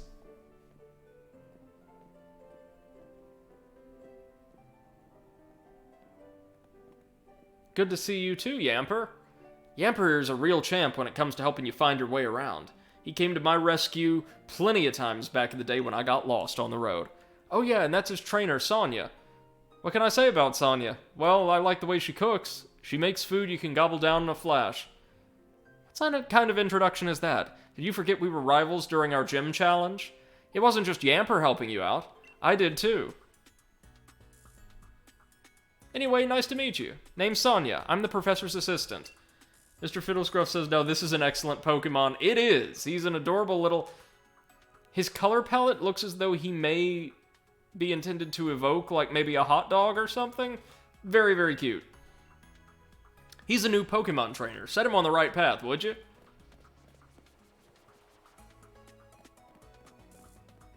Oh my god, and its legs are so short and stubby it effectively has to hop everywhere. That is... Oh, this is gonna be too much. What does he think I am? He's always got his head in the clouds. It's no wonder he gets lost all the time. Oh, looks like you've got a Rotom phone. Hey there, Rotom. Yes, modeled after a legendary Pokemon from Gen 4, I want to say. Rotom phones are handy little things, aren't they? They've got a map and a navigation tool. That said, Leon still gets lost, so... Oh, sorry, tell me, do you know a lot about Pokemon? Yeah, sure I do. Well said. In that case, I'll make it so that you can use the Pokédex on your Rotom phone. Originally, in a couple earlier generations, they were called the Rotom Dex, right? When they just integrated the Rotom phone. Just so you know, that Pokédex is a gift from my Gran. Could you let Gran know that you received the Pokédex? She lives in the house down along Route 2. Yeah, we can do that. Right after we pillage the place.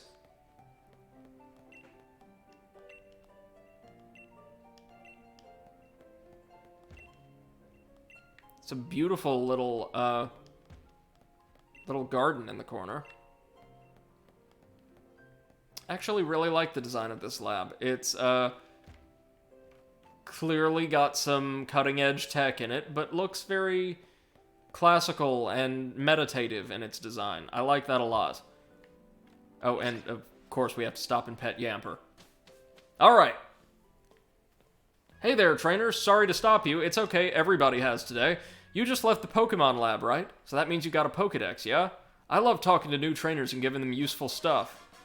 Oh, okay, thanks. It's a potion. Use it when your Pokemon's HP gets low. Yeah, we've, Knowledge is power. It's a good idea to talk to lots of different people and read everything you can on your journey. I would prefer not having to read, but I'll talk to everybody. Thank you.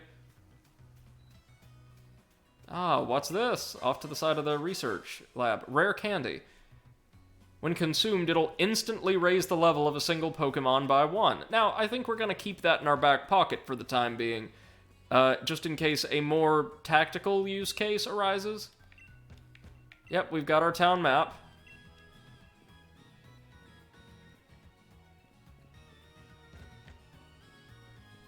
The soundtrack for Sword is really, really good.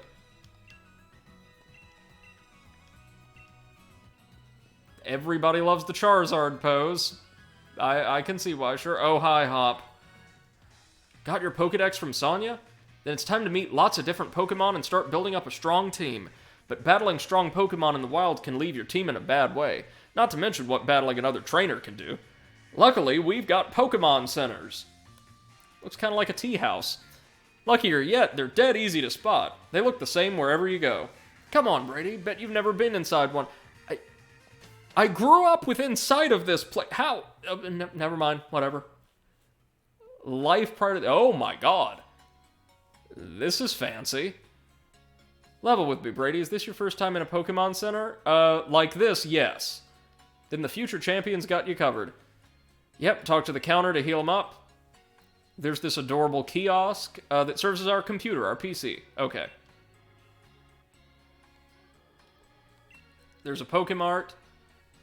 And if you two... Yes, okay, we might want to buy some potions. We've got some, though. And what can we do over here? At this counter manned by, a man and his adorable, slightly disturbingly large Pokemon. Oh, okay. We could just, like, quality of life stuff. Right. Yeah, do you happen to sell Pokeballs? Or no, we're going to have to talk to probably the professor to get those. I'm so thankful for Pokemon centers. Yep. Yep, me too. We're going to be seeing a lot of them. This month's birthday horoscope is spot on. Sure, tell me my fortune. I was born in December. Yep. It sure is. What's this stain here? Must be from my snack. Page is smudged and I can't really read it. Oh, we're going to be super duper lucky. We might run into a legendary or not. Okay, great. Can you please get me out of the immense workload I had forced on me for these few months? That'd be super lucky. Mr. Fiddlescruff says, can you peel the Rotom off of that computer and take it as your Pokemon? I just wanted to, like, start kidnapping all of the sheep from throughout this farming settlement and using them as a disposable army, but apparently we can't. Welcome back, Eclipse.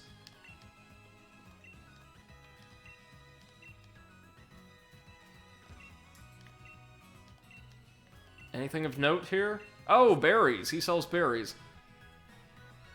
Pokemon holds an orange berry. It can restore its own HP by 10 points, recover from paralysis or poisoning on its own. I'm gonna buy a couple of each, just in case. I never really used berries when I was younger, so we're going to try to get a little tactical today.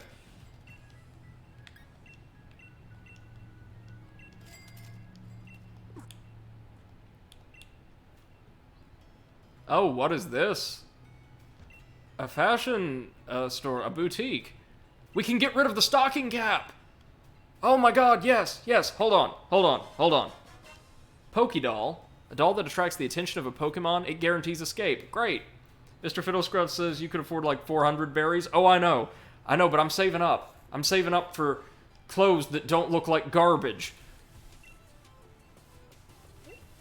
I love how, like, modern all of the interior designs look. Anything you can help? Absolutely. What brand is this? It's, red Mickey Mouse with a shredded ear. Hoodie. Trousers. Well, let's see. Let's get ourselves properly kitted out as best we can. None of these travel bags look great. We do have some better hats, though.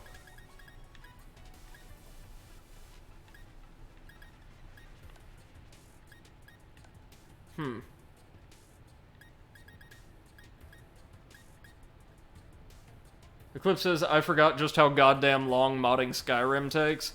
Oh yeah, quite some time, especially if you're, like, starting from scratch, right? Gotta get some gloves. Yep, we'll put those on. Some eyeglasses. Because, of course. Remember, Admiral Kirk says, make sure you buy the Shuckle shirt. Oh, whenever we unlock it, I may do. Oh no, there it is, Camp Curry. But hold on. There might be some better choices, actually. I really like the Arcanine, like, psychedelic art, like something you'd see spray painted on the side of a van. But, anybody who knows me in real life knows I like my clothes practically, monochrome. Lots of blacks, lots of whites, lots of silvers, and things like that.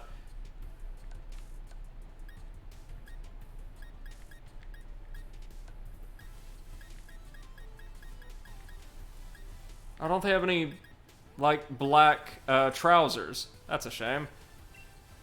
Eclipse says the Arcanine shirt is the one you use in the Flex on Mum speedrun, as it's called. Oh, that's brilliant. Socks. We don't need any socks around here. We're better than socks. I hope I'm not making a horrible mistake by spending so much money on all of this.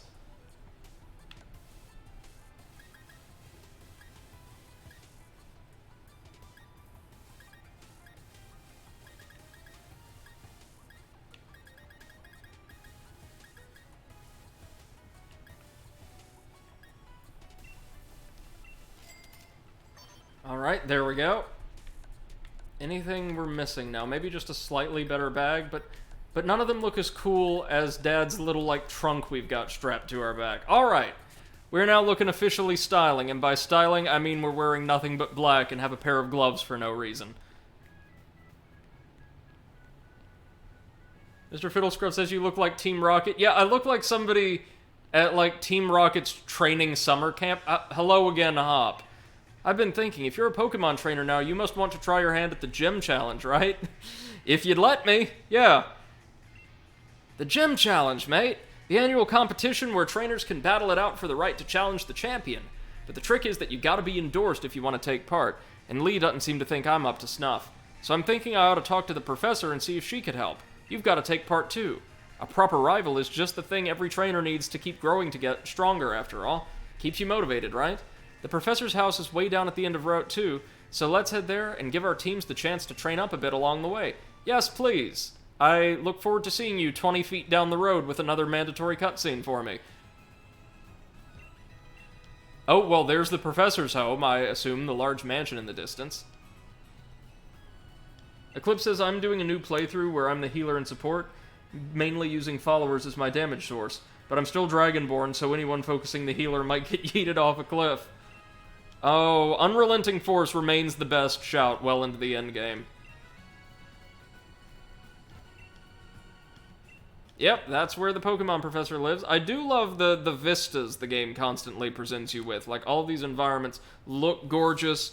I really appreciate being able to see the next location on our path presented in a really telegenic way. You know, like shining off in the distance.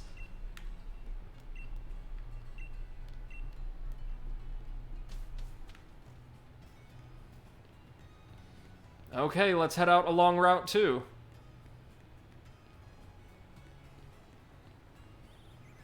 There's our sign. And hi, Hop. Admiral Kirk says, I was just playing Skyrim last night. It was amazing to finally have mods. I've never played modded Skyrim, actually. I should. And Eclipse says, yeah, I have a mod that overhauls the perks, including shot-related perks that make fire and frost breath actually do damage. Oh, thank God. And not just be completely ignorable by even the most basic of enemies. Yeah, they weren't strong enough. I used Unrelenting Force a lot. I used the Paralysis shout a lot. I used the one that causes enemies to just, like, turn tail and run pretty frequently. Over here, Brady. Yes, Hop. What? It's time we filled in our teams a bit. And I'm here to teach you... Okay, hi, Leon. So you're going to give us our Pokeballs.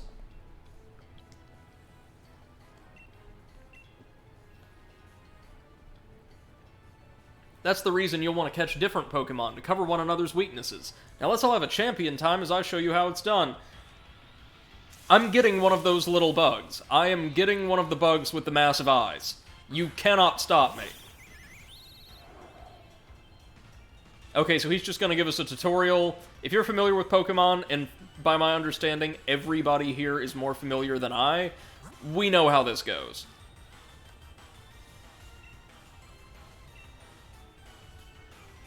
Emerald Kirk says, I'm the great Leon. Yeah, and Eclipse says, for having nearly 2-minute recharge timers, they did about the same damage as a single spell. He caught that Wooloo without dealing any damage to it? Alright. Okay, Leon. Typical Lee. I'll give you some more Pokeballs. In return, I'll only ask that you catch plenty of Pokemon.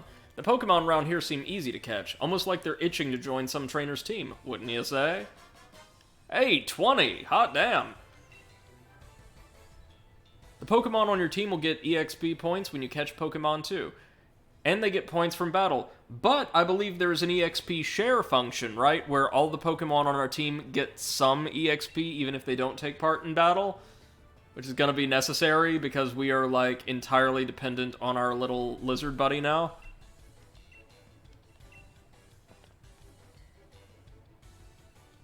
Eclipse says, yep, and unlike in other games, you cannot turn it off. That's gotta suck for some, like, specialty playthroughs, but it's a good quality of life feature for a casual playthrough, I think. Zigzagoon! Is that you? Is that shiny Zigzagoon? Or did they just give it a new color palette? Either way, this is amazing.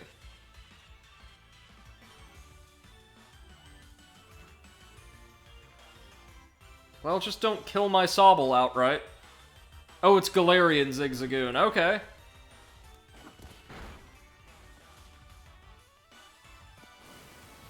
Oh, like the Alolan variants introduced in, like, Sun and Moon. I gotcha.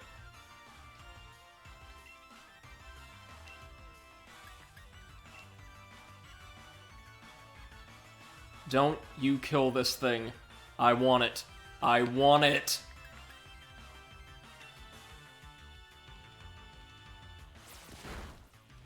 No! God damn it! No!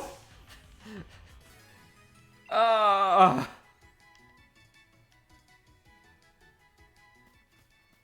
mean, I knew it was a stab move, but Pound did so little. By the way, we definitely need to go to the Poke Center to refill all of Sobble's moves. Oh, hold on, what's this? A Revive, just laying on the ground. That's pretty handy.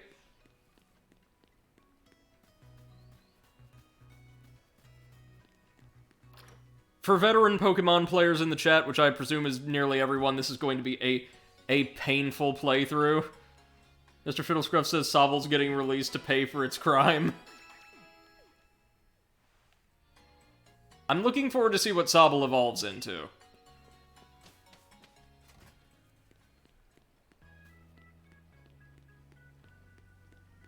It's okay, though. If Sobble is too powerful to actually whittle Pokemon down properly, I imagine I could just take them, like, still live and functional, and just throw them in this bag I've got instead. Oh, what is this? Sunskit? Or no? Choodle. Oh, no. Glad to hear it, Eclipse. Let's try Water Gun from the jump. I imagine you're a water type too, right? Yeah. Battle of Giants here.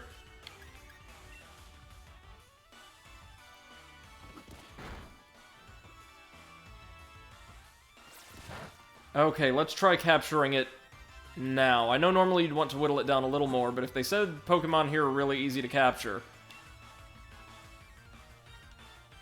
Huh!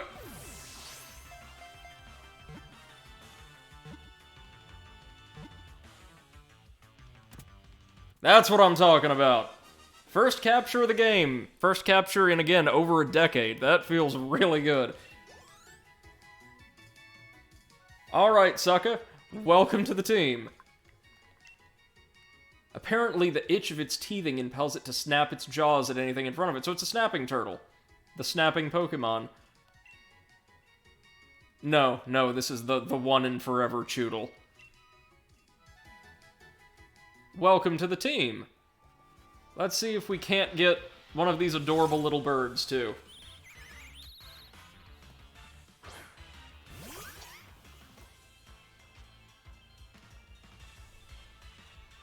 What level is it? Level 6. Okay, so you should be able to take Water Gun and stay standing, hopefully. Yep, we should have this one in 1 then, right?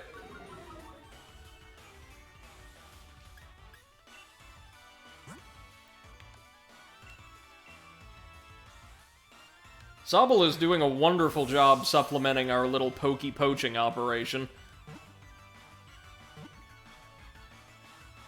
Hey, there we go. Now we've actually got some type diversity on our team. Not much, or good type diversity, but it's there.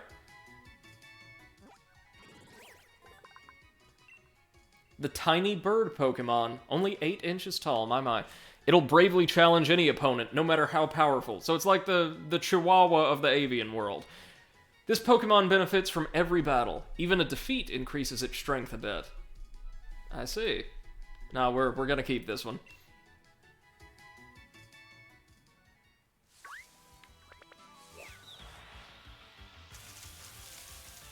Oh, just another Rookidee. Alright. Put this one out of commission, Sobble. Eclipse says, so it's a Saiyan burb. Yeah, I suppose so. End him!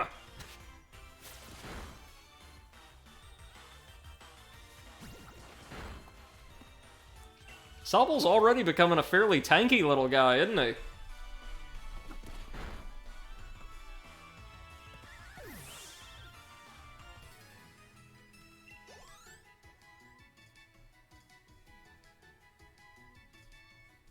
What is this? A fox? Is this a little fox? Oh my god, yes. Nick it. Oh, it's like a, It's a kleptomaniac fox, isn't it? Oh, yeah. Yeah, you're joining the team. You don't have a choice.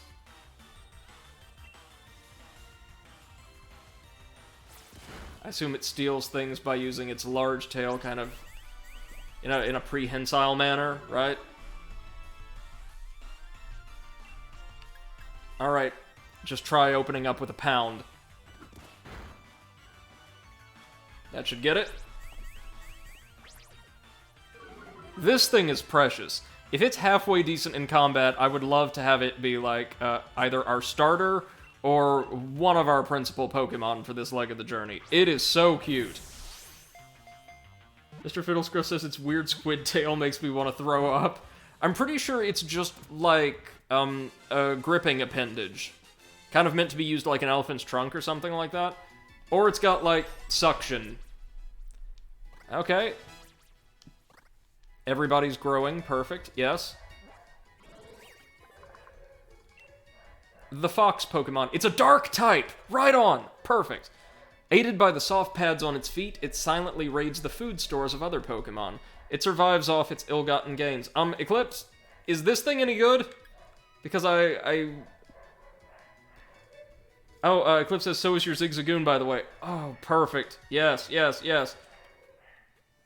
We'll get it eventually, and apologies if you can hear the neighbor's dogs. That's just the reality of life around here at this point. God, they're worked up. I will catch one of these disgusting things just to say we have one. The goal is to catch them all, not just the ones we love, remember.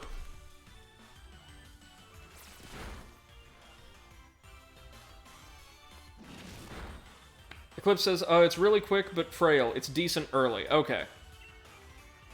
Once we make it to the Pokemon Professor's residence, I will take a look at each of their movesets and stats, and we can kind of break this down and attempt to strategize a team. Again, I last played Pokemon when I was very young, or not very young, like, 12, 13-ish, maybe. No, sorry, 11, 12-ish. So, I've never really attempted to seriously strategize my way through these games instead of just using what looked cool and using what appeared to be the strongest move. So, it's going to be interesting trying to, apply some kind of intelligent thought to this. Found throughout the Galar region, the cheeky Pokemon becomes uneasy if its cheeks are ever completely empty of berries.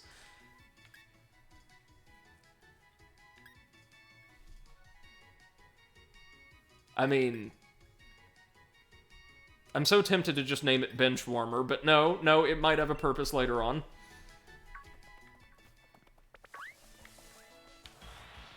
We have a bug. And it's the bug we want! Yes! Oh, yes. You will complete the team.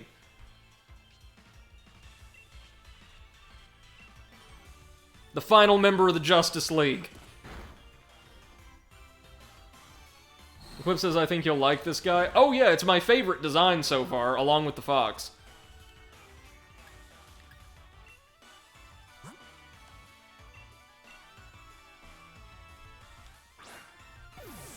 Join us!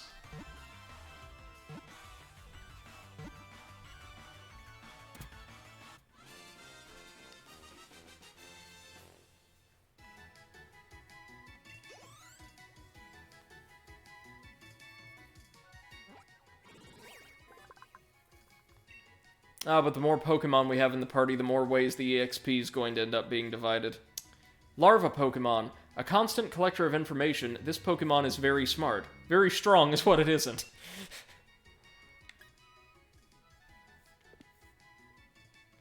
Oh, it's even got like a little bow tie made of I believe some kind of millipedes or something like that. That's certainly the incorrect term, but Eclipse says, actually, I think the EXP remains the same regardless. Okay, we're just such a high level at this point. I gotcha. Huh!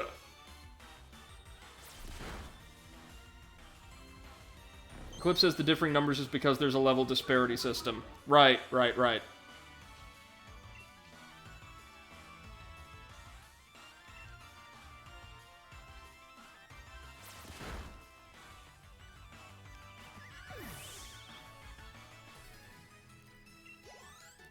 Oh, right. Hence, like, Blipbug receiving quite a bit more than many of them. Yeah? Or no, we all received relatively even splits, except for the other Rookidee.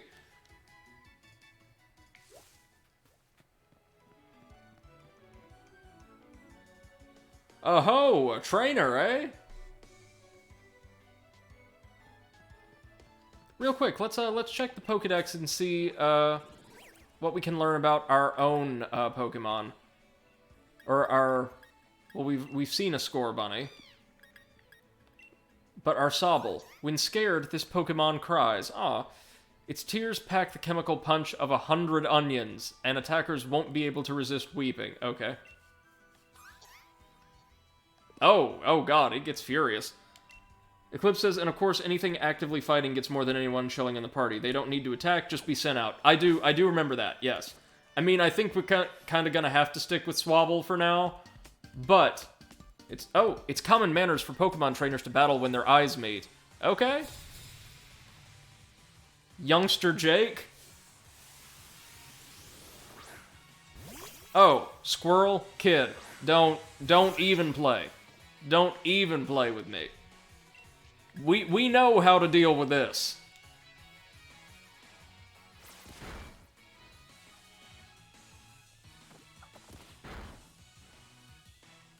Critical hit. Yeah, that dealt some healthy damage. Mr. Fiddlescruff says, of course. Right. No. This kid is gonna lose a pet today. That's all there is to it.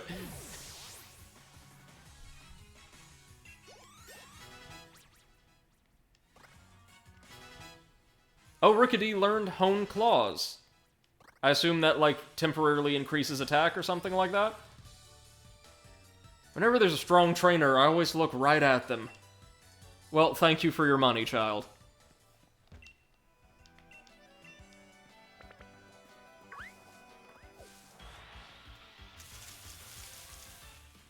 Okay, Rookidees have provided us with a pretty consistent source of EXP.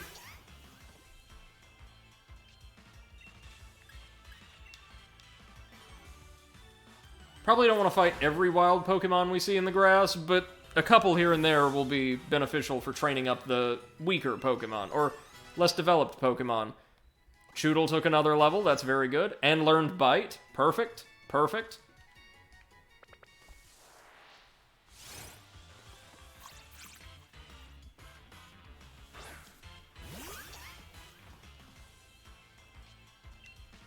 Okay, level 7. This guy can give us some healthy EXP.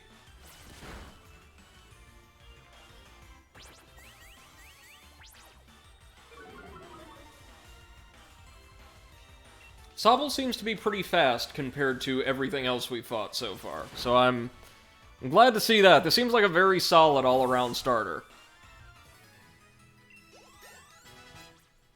Blipbug and Squavit took some extra levels from that. Very good.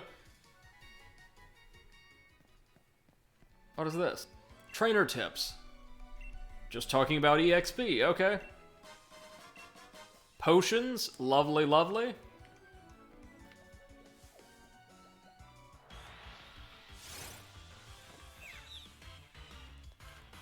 Look at this fox, it is just so tired. It doesn't want to fight, it doesn't want to do anything. It just wants to go to sleep. And we can help with that! And correct me if I'm wrong, Eclipse, but, like, your assessment that this Pokemon is swift but frail, that is generally true of dark types overall, right? Not universally so, but generally speaking. Mr. Fiddlescruff says, maybe we're just missing something with Squavit and it learns Flamethrower at level 6 or something? Maybe it's like, what was it, Bidoof in Generation 4 that had a very, very potent evolution?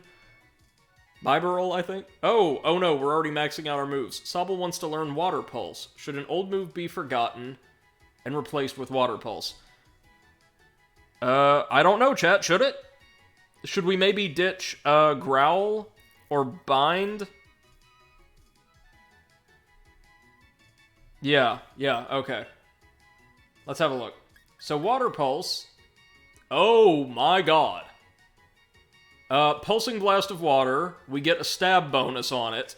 It's perfectly accurate, and it's roughly 50% more powerful than Water Gun. Yeah, Eclipse says I'd get rid of Bind. Really? Yeah. Yeah, it's not great on this Pokemon. It used to be really, really good back in the day. I think you're right. Growl has maybe some very situational uses. Let's make this a proper little water tank boy. Poof!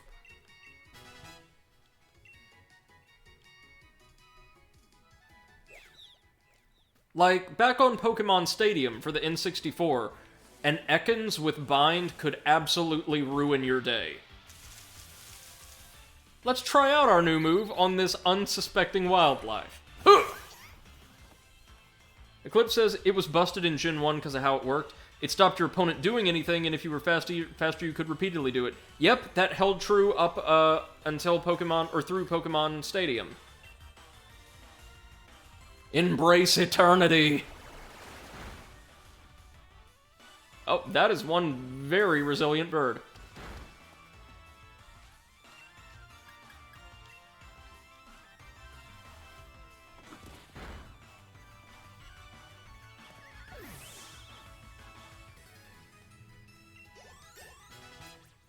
Alright, Rookidee took another level, that's very good.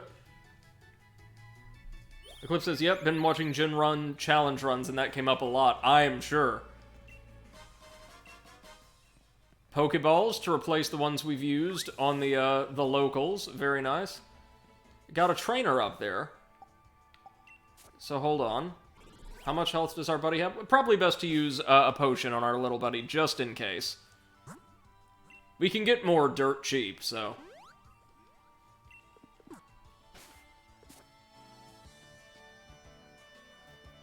Let's clear out one or two of the locals, and then take on the trainer really quickly.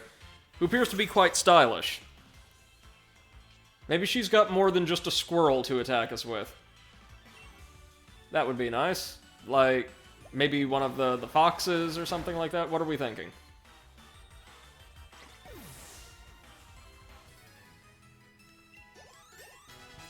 Feed my war machine, squirrels.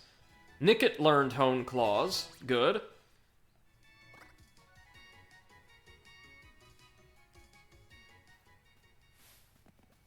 Hold on. I'm sorry, ma'am. I see Zigzagoon. Mr. Fiddlescruff says, like 2 squirrels. Yeah, that is often how, like, enemy trainers would work early on in earlier games, right? Like, instead of Caterpie, or Mightyena, or Poochyena, rather, it's 2 Caterpies. It's 2 Poochyenas. Okay, can we pound this thing without just absolutely eviscerating it, giving the level disparity? Yes, we can, actually. Good. Good. Now, don't you get a crit. Don't you be good at your job, Sobble. Be like Brady. Be mediocre. Go! Yes! Perfect! Perfect! Admiral Kirk says, oh no, this Zigzagoon is gothic!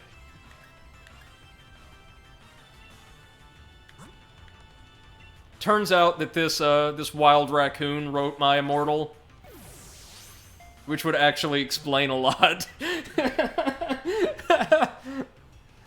What do we got? Yes!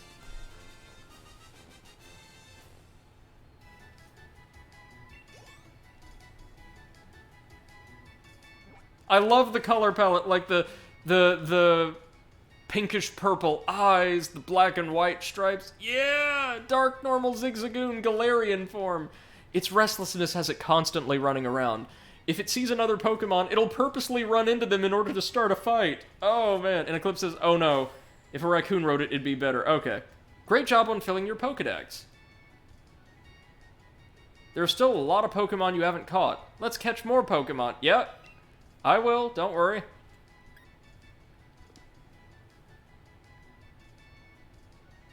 What can you do? Oh, wait, no, of course it's entering the party. I know what to replace it. Admiral Kirk says, also, it's way into MCR.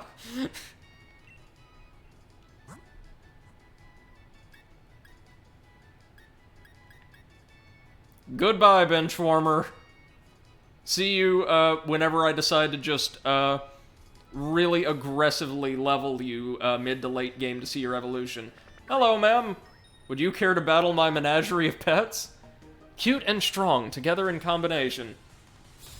Mr. Fiddlescruff says party. Yeah, no chance, or, no real choice there. Oh, she's got a Choodle.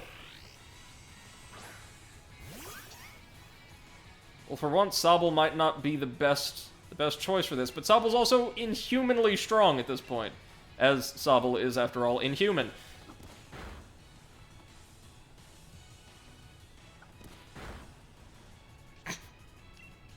Oh, you tried. Critical hit? Oh no, just a pretty good hit overall. Even though it's not very effective, a round of Water Pulse should finish this thing off, given the level disparity.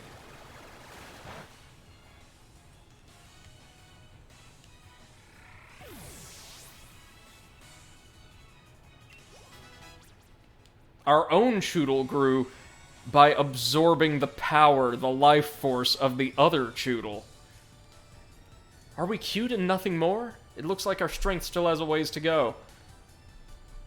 I mean, we've got Zigzagoon and the Fox. Like, our team is cuter. I'm sorry, it just is. Alright, kiddo. What do you want to throw at us? I couldn't beat Hop, but I'm gonna beat you. Well, that doesn't bode well for his chances, does it? I really hope we can unlock, or one of the boutiques will offer a suit or something later on. Oh, he's got 2 Pokemon. Alright, well, you know how this goes.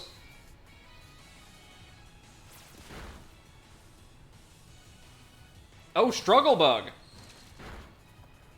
Even I know Struggle Bug by reputation. It's a pretty good move, right? Mr. Fiddlescruff says this poor Blipbug. That poor Blipbug actually dealt more damage to us with a single attack than anything we fought on this route. Kudos to him. Oh, he's going to send out the fox. What do we want to do? What do we want to do? None of these...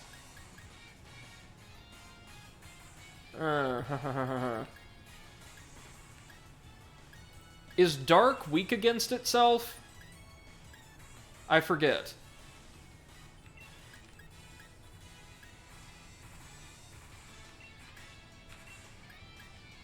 Eclipse says Struggle Bug is a really good move. Yeah, apparently so. I suppose... Oh no, Eclipse says Dark resists itself. I know there's one type that's weak against itself, but... I guess we'll just go ahead and keep Sobble in for now. Death! Oh, it's faster than Sobble. That is impressive. Eclipse says the 2 types that are weak against themselves are Dragon and Ghost. I gotcha.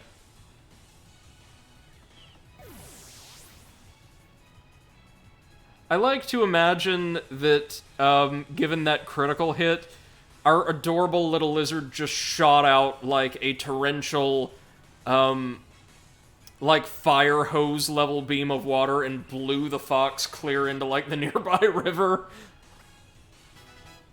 Oh, Zigzagoon learned Lick. That's, an interesting move, I think.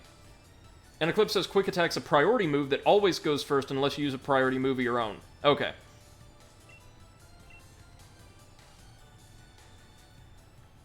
And I'm going to be relying on you guys to let us know, those more experienced in Pokemon, when we should switch out Pokemon, when we should maybe put a different creature in the lead spot. So, yes, C-Dot! Oh, I'm so glad to see you. Oh, I recognize you, little buddy. Hi. Can you survive a pound? I hope so. Eclipse says he gave you 420 Poké-Dollars. He's a disciple of Viper. He is! Oh, that was super effective, huh? Well, alright. C-Dot's a pretty hardy little guy, I remember that much.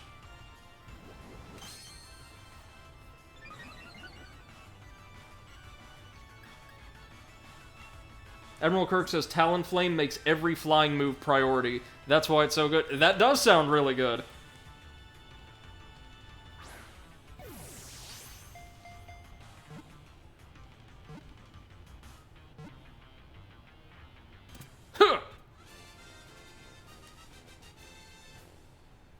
So far, the returning Pokemon that we've seen in their original forms are Caterpie and C-Dot. Both great choices, I think.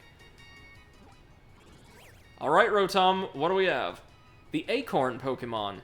If it remains still, it looks just like a real nut. Yeah, a nut that's almost 2 feet tall. It delights in surprising foraging Pokemon. Eclipse says they nerfed it in Gen 7, though. Now that only works when Talonflame is full HP. Okay, do we want to add C-Dot to the party or chuck it in the box? I'm thinking box, because we've got all quote-unquote new Pokemon with us so far, and I kind of want to train these up and see what they can do on down the line. I know C-Dot's good, but it's not, like, really good. Box, we're thinking. Yeah, Eclipse says, I'd train people up. Yeah. C-Dot to the box. Oh, and we're immediately thrown into a battle against the fox. Come to avenge it. Eclipse says with the EXP thing, it's really not too hard to just add new members later. Right. You can pull, like, say, a level 7 Pokemon into a team in the 30s or 40s, and just have it in the background gaining EXP to level it up really quickly.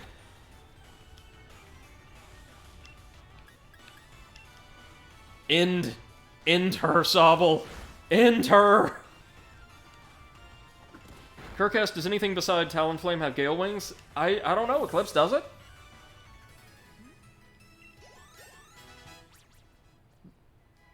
And again, I just have to say how grateful I am to have all you fine people who are experienced in the world of Pokemon with us today, because I would be totally lost without you. So glad you could all be here. Oh, I see fish.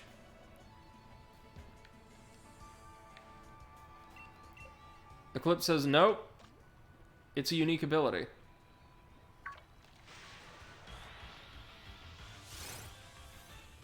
Oh, it's Choodle!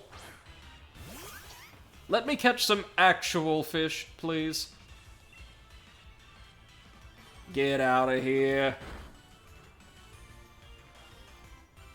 You know, I was kind of apprehensive about playing a Pokemon game, seeing as I didn't know, how well I would like them. Because I never just adored the series as a kid. I liked it well enough. But I'm having a phenomenal amount of fun with this. Like, the world is beautiful, the characters are charming, all of the little Pokemon models are adorable. And it's something we can really get chat involved with. I love this. I love this. This is a great decision.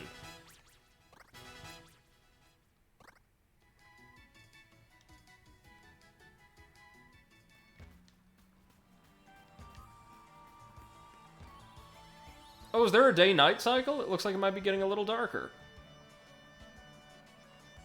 Hold on, real quick. Since there's a ring here, I am anticipating a battle against our rival, so we're gonna go ahead and drop a potion on Sobble, just in case. Look, there's the professor. So have you unraveled all the secrets of the Dynamax phenomenon yet? Oh goodness, no. The whole thing is still full of questions. I'd hoped that my granddaughter would take over my research, but... Dear me, I'm sorry. I didn't even notice my guests. My name is Magnolia. Welcome, young trainers. Now come, let's head indoors.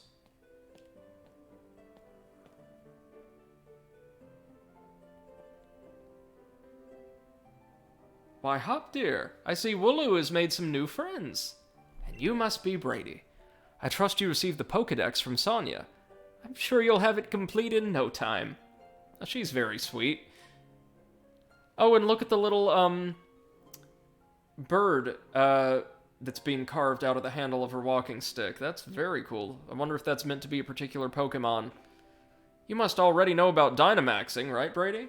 Professor Magnolia's been doing research into the Dynamax phenomenon for years and years. It takes a proper understanding of the thing if you plan to use Dynamaxing to the fullest. There you go again, Leon. Always talking about Pokemon. There are other things that are worth knowing about too, you know? Guys, I think that might be the first time that anybody's ever expressed that sentiment in one of these games, right? Like how many different types of tea there are. Hey, Professor, do us a favor, would you? Help me convince Lee he should endorse us for the gym challenge. Hey, Bunny, welcome to the stream. Hope you're doing well. We're doing great. Hope you've had a great day so far. And Eclipse says, yeah, I think it is. Oh, Leon, why wouldn't you endorse them? Hop and Brady only just started out as Pokemon trainers. There's still loads they don't know yet. Dearie, I thought your dream was to have everyone in the Galar region become strong trainers. Isn't that right? Well, yeah, you're not wrong. That goal's precisely the reason I gave them both Pokemon, in fact. Oh, Hop's really getting into it. Right then. In that case, how about this? Let's see if the two of you could show me such a brilliant battle that I'm left with no choice but to endorse you. Oh, no. Bunny, Eclipse was referring to dialogue earlier in the game. Eclipse says things more worthy than Pokemon. She's too dangerous to live. She might drive down Nintendo stock markets. Kill her. And Kirk says Dynamax Phenomenon would be a great name for a prog band. Yeah, more so if it was, like, officially the Dynamax Phenomenon. Oh, he's going to, heal up our team. So that potion was pointless. But worthy preventative measures if we wouldn't have been healed. Alright, you know how this goes. Let's get ready to just pile drive Hop's team into the ground. Now remember, be sure to give it everything you've got. That's the best thing you can do for your Pokemon. And yourself, too. Oh, she owns one of the little Choodles as well. When the fireplace isn't in use, Pokemon come in and out through the chimney. Okay. Eclipse says there's a lot of forced healing in this game. That is good, because I am, one to forget to heal.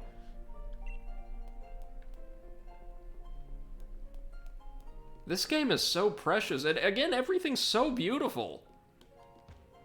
I must have really missed out on some stuff, huh? I take it this is I think her name was Sonya's room? Bunny says, I hope everyone's been doing well. I've been getting into a game called Slime Rancher, so I'm happy. Yeah, I know Slime Rancher very well. It's an extremely well-regarded game.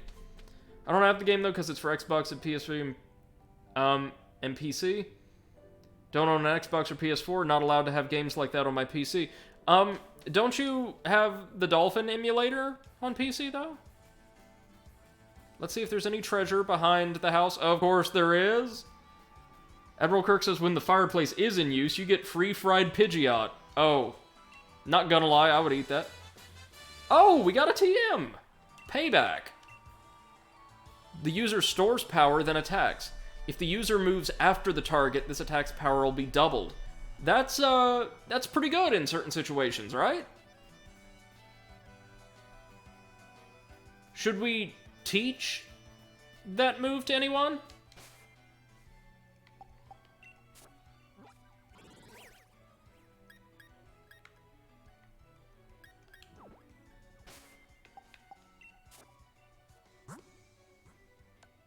Where's my TMs?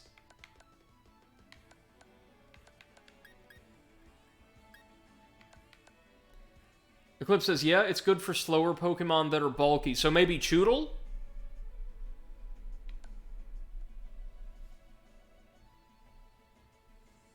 Choodle already knows a dark move, so... and Eclipse says Zigzagoon becomes a decent user of it. Okay. We will teach it to Zigzagoon, then.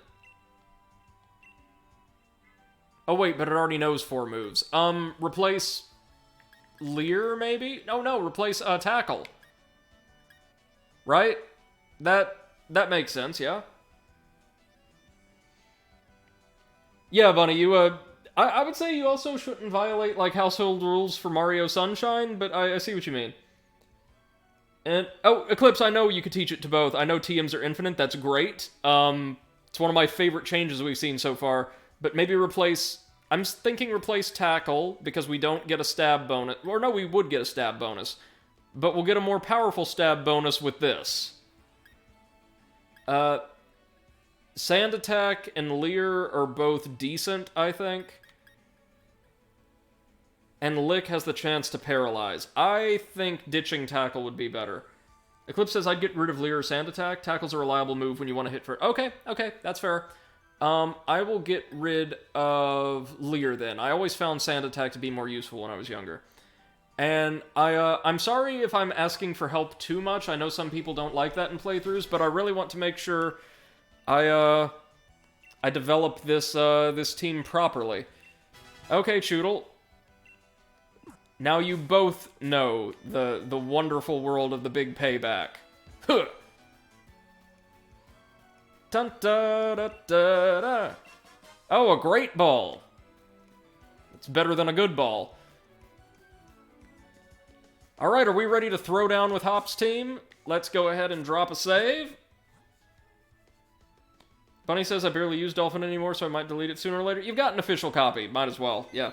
And Eclipse says, I will say, I wouldn't worry about removing a move. You can relearn them at any Pokemon Center for free. That's right! There's a move tutor now. Alright, Bunny, take care. Thank you for joining us. Have a good evening. Yes, Hop, I'm gonna battle you, no worries. If you just want to get that butt properly thrashed so quickly. And yes, this is a very, very cute game. I'm enjoying this.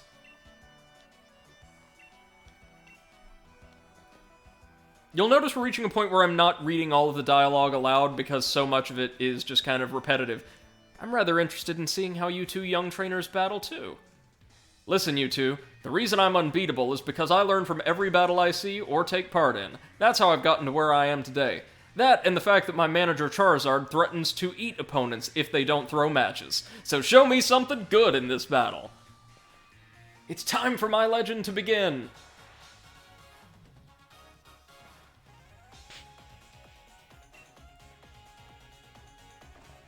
Admiral Kirk says, no such thing as properly. You can win the whole game with nothing but unevolved Zagoon using nothing but tackle if you grind enough. I know.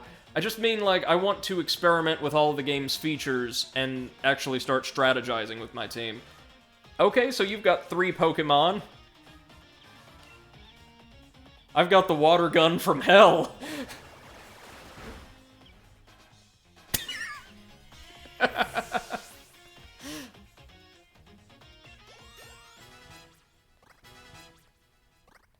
What's he gonna throw out next? Score Bunny. Oh, well, we've got to use Sobble for that. Y'all already know how this goes. It might be a little faster than us, though. Oh, no.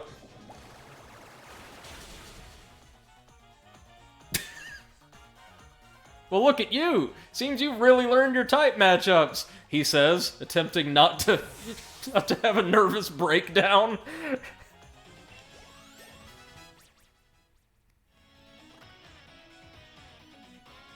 Admiral Kirk says water gun from hell. Now that's a power metal band. Yeah.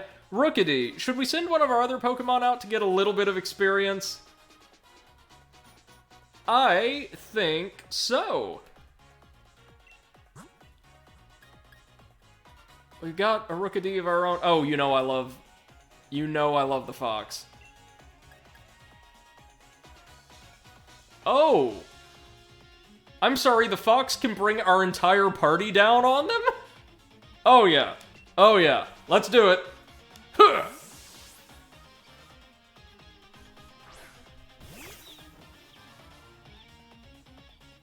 It'll be a close one, but that's exactly my sort of match. No, it's not! I have a full team of 6! You got a bird that you found on the side of the road! And of course it's dark type, therefore effective. Get it!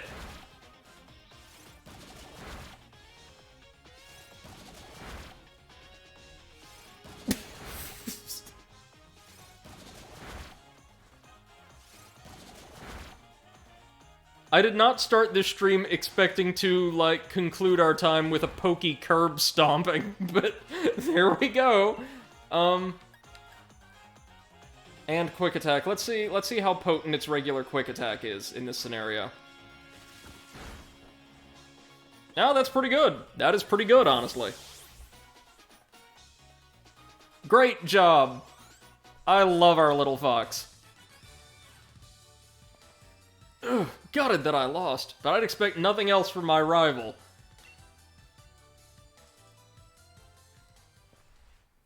And I even got my Pokeball throw perfect, too. The sting of defeat and the joy of victory. I guess going through both is the key to the two of us getting stronger, right? Defeat. Yeah, sure. That was awesome. Brady, hop. Well, after seeing a match like that one, I suppose I've little choice but to give you both an endorsement as champion. You obtained a letter of endorsement. You put the letter of endorsement in your bag's key items pocket. Okay, so that'll allow us to enter gyms. Yes! Thanks, Lee! I swear I'm going to win my way through the gym challenge to reach you. Admiral Kirk says lots of optimization and strategy is possible in Pokemon, but almost none is actually necessary. I'm going to try to strategize. Fingers crossed. You both may be young still, and plenty rough around the edges, but it was a proper battle. Charizard and I were both feeling the excitement in every last cell in our bodies. Hop, you've always tend to get caught up in things like how you throw your Pokeball out. Things that have nothing to do with real strength. Honestly, I'd been worried about you still obsessing over that sort of nonsense, but it seems you really have grown a little bit, little brother. And I'd like to see some more thrilling Pokemon battles out of you too, Brady. What? My pet lizard just, like, drowning everything in one hit isn't the most exhilarating viewing experience? Golly gee, I wonder why. You and me are gonna train up against one another to aim for that champion's title. Absolutely. The more we keep battling against one another, the more our Pokemon will grow. Huh? What's that? Something to do with Dynamax, I assume? It's got roughly the same color. They're wishing stars. Since there are 2 of them, you should take one yourself. Sure. A stone found in the Galar region with a mysterious power. It's said that your dreams come true if you find one. Eclipse says that was the most gentle meteor ever. Right, like it was... like Arceus himself just placed them in the palms of our hands gently. With one of these, my Pokemon can Dynamax! They're gonna be massive! Yes, I want to see Dynamax Wooloo. Please let that be his like, ultimate gambit at the end of the game. Trust you to pull something like this. They say wishing stars fall down for those who have a true wish in their heart, you know? I'll be the greatest trainer ever! I will be the greatest trainer! Who are you trying to convince, pal? Us or yourself? There! I've said it 3 times, so surely my wish will come true now, right? Swabble is just glaring at him from our back pocket. Don't be silly, Hop. Those wishing stars are composed of a curious sort of rock containing unknown power. They're one of the most precious resources we have here in the Galar region. But they won't do a thing for you in that state. Give them to me now, and I'll have you sorted. Ah, right, you've done heaps of research on the Dynamax phenomenon, haven't you, Professor? Then please, give Brady and me the power to Dynamax our Pokemon. First we got to battle against that mad Pokemon in the Slumbering World, and now this. It really feels like we're getting caught up in the adventure of a lifetime. I do understand your excitement, young man, but don't get carried away. You want to save your energy for tomorrow's journey. Seems I came back home right in time for all the excitement. Hey, you lot, why not have some dinner? You must be hungry, right? I've been totally obsessed with making the latest trendy curries. Ooh, curry sounds so good right now. Eclipse says, to be honest, the Pokemon didn't look mad. It just created fog and told you to get the fuck out. I think he meant like bonkers or crazy, but you're right there too.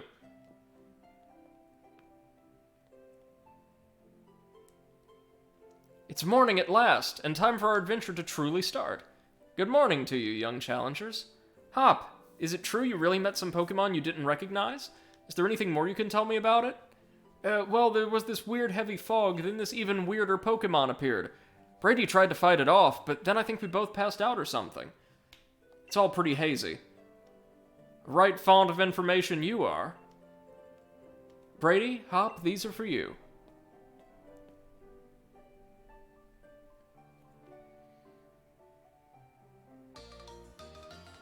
Ah, Dynamax band. Perfect.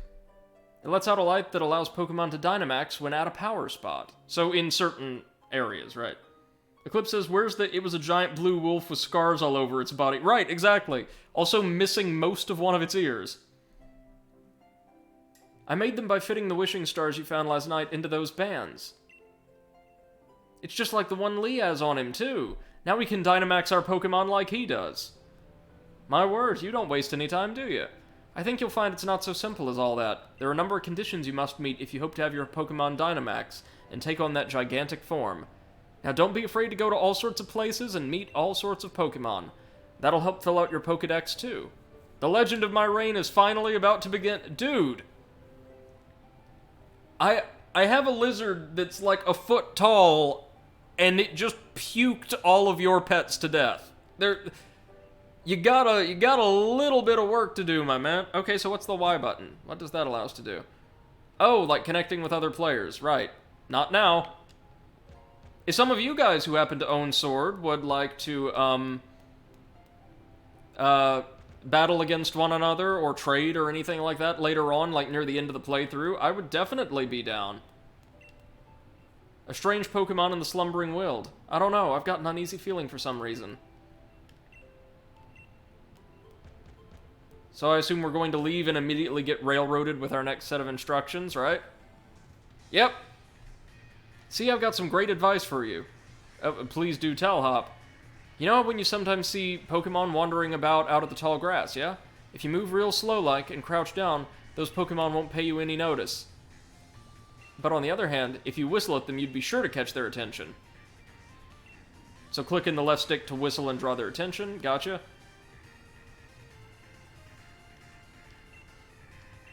So we're heading to the station to ride on to the first gym area. The clip says, ooh, battling could be fun. I do need to get back into battling. Kind of fell off it after my previous group kind of stopped battling. Yeah, or at the very least, if you would like to trade with me. This Pokemon is glowing. Why, pray tell? It had this aura of golden light surrounding it. Emerald Kirk says, I haven't played Sword since it came out, but I'm happy to vaporize God Sobble. I am not super great at these games, as you'll see, but we could have some fun. Or if I happen to get any shinies that sound particularly appealing to you guys, you're more than welcome to trade for them.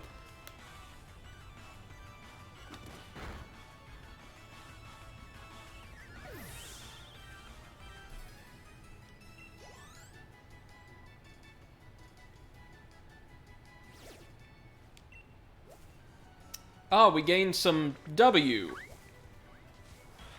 Oh, was that the hot dog down there? Oh, we're going to need to grab the hot dog.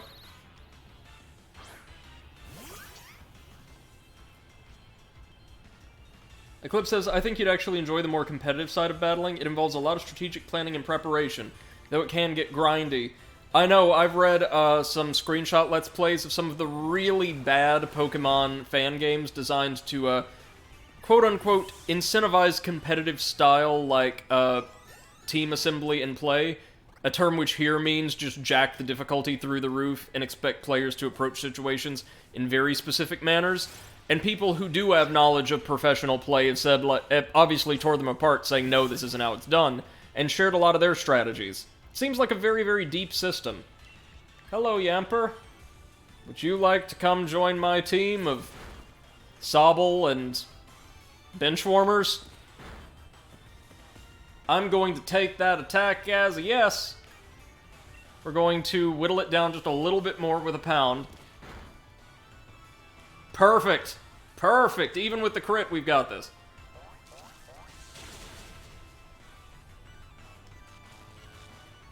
Ah, you paralyzed my lizard.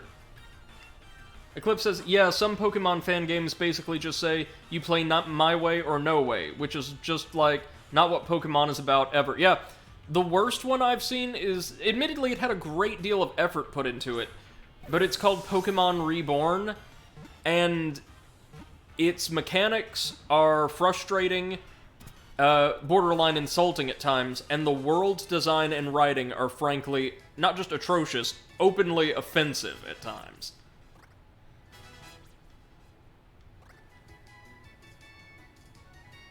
Oh, Eclipse says that's the one I tried to play. Yeah. Emerald Kirk says, I watched Ty Tuesday play through one of those where almost every enemy was EV4 perfect, and all the bosses were pseudo-legendaries. That wasn't Pokemon Uranium, was it? The one that introduced us to Top Boy? Yamper, oh, it's an electric puppy. This Pokemon is very popular as a herding dog in the Galar region. It's a sheepdog! As it runs, it generates electricity from the base of its tail. Okay, should we add Yamper to the team? I'm thinking electric type is pretty good. For this team composition, anyway. It will be beneficial to have something like this. Yep, the level caps. I remember that. I may want to replace, yeah,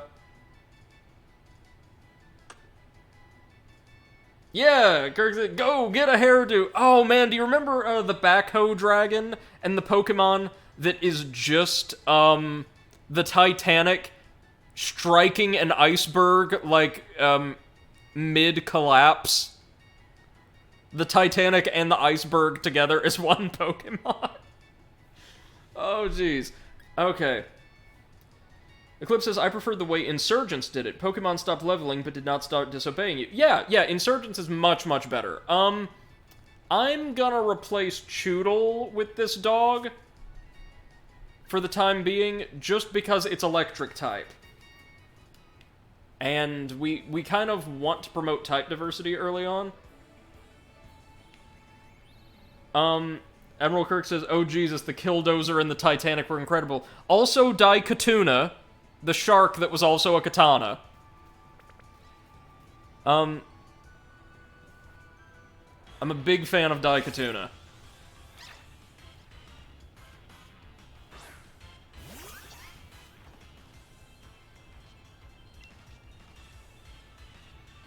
Oh, it's still paralyzed. Good.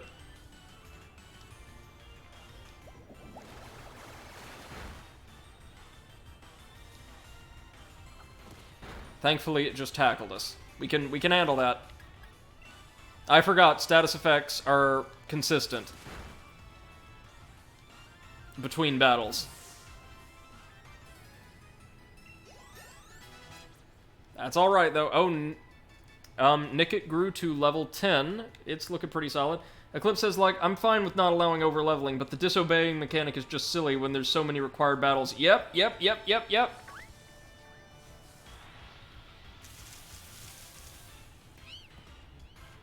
Oh, it's Purloin. Yes, I want one. First things first, Sobble. Let's deal with that paralysis, my man. Or not. It should wear off before long, and I don't think this thing will be able to deal a ridiculous amount of damage.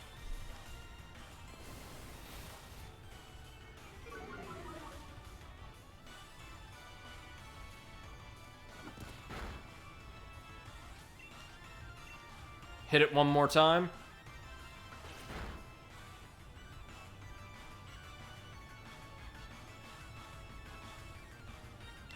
Is this paralysis ever going to wear off? Oh, its evasion is very high, and it lowered our accuracy, of course. Oh, Eclipse says paralysis never wears off. Oh, good.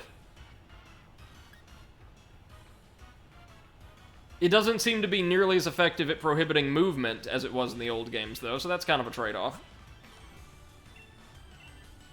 Alright, you are now mine, smug little cat.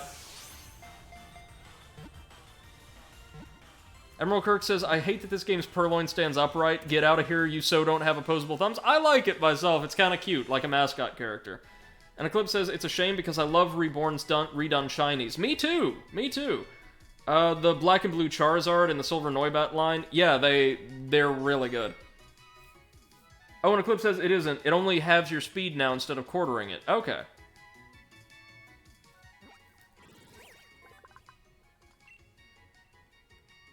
It's dark, as we probably would have expected. It steals things from people just to amuse itself with their frustration. A rivalry exists between this Pokemon and Nickit. Well, I mean, it's not quite as good as Nickit, really, is it? Do we want to replace any of these with the... No, we don't. We've already got two dark-esque Pokemon. There's a lot of dark Pokemon early on. I'm surprised to see that.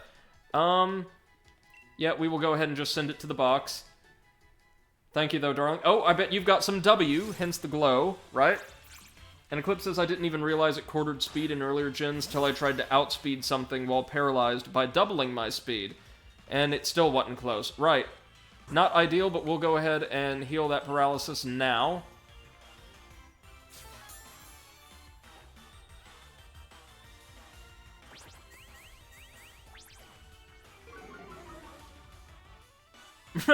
Admiral Kirk asks, if Nickit wore armor, would it be a Nickit Knight? Oh, good one, man. That's very good. You know I love my puns around here.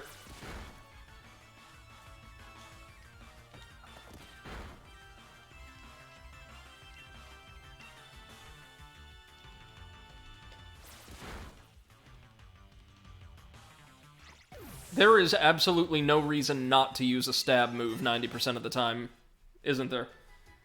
And Eclipse says, but if it wore armor, it would no longer be Nickit. Well, what if it stole the armor?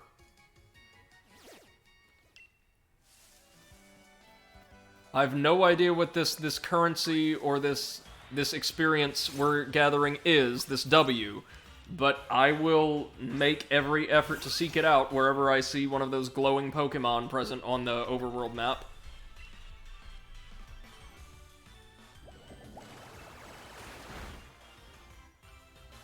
And just like that, puke up some water, send a squirrel to the Shadow Realm. This is routine now. We know how to do this.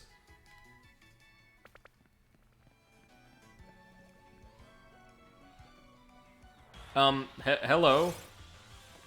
Oh, right, Eclipse says, oh, as in naked. Right, I got you. And pretty much stab all the way. I figured as much. Except in this case.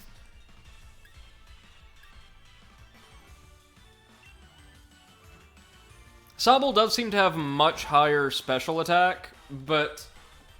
well, I mean, look at how little that's going to do. Maybe Water Pulse will still allow us to lay it out, though.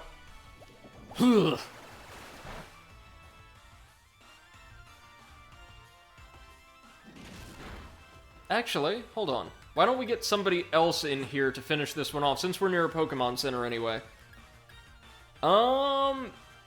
Blipbug, I choose you because you're cute.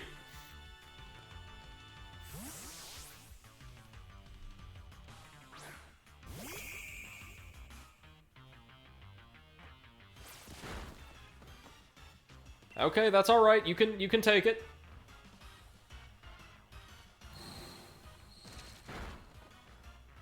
Jeez, yeah, if you only know one move, that's a pretty good move for an early game Pokemon. It also seems to be reasonably fast. I mean, it is fighting a turtle, but still.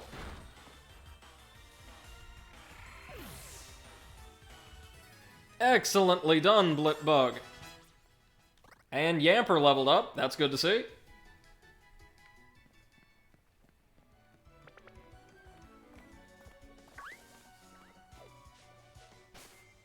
Let me see, does our party remain? Oh, Versus. Oh, Victory Station. I see. And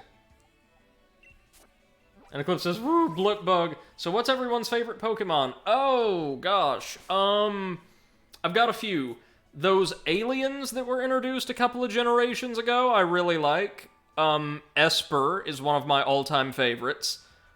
And Deoxys. I kind of have a thing for extraterrestrials in my media. Extraterrestrials and extra-dimensionals.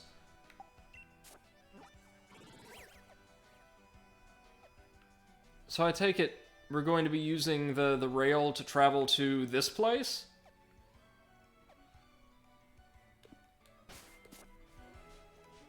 Admiral Kirk says, stab isn't always best. A neutral coverage move is better than a resisted stab move, and a non-stab 2x move is better than a neutral stab. I gotcha. And yes, Eclipse, LGM and BHM, yeah, they're great.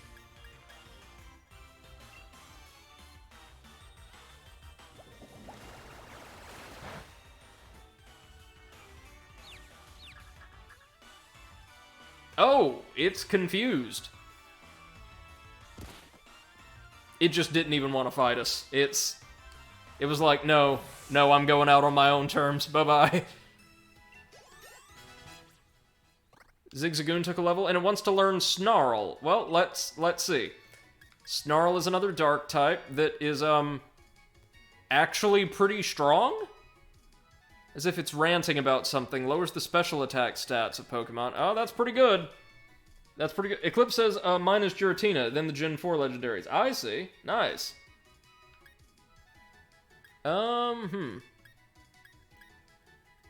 Its special attack's just a little higher than its attack.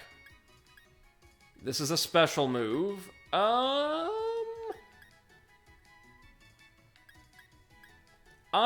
I'm gonna go ahead and replace Tackle with this, so that our Zigzagoon can more or less be a special, like, debuffing battery later on. Or no. Does it really need Sand Attack? I'm gonna go ahead and replace Tackle for the time being.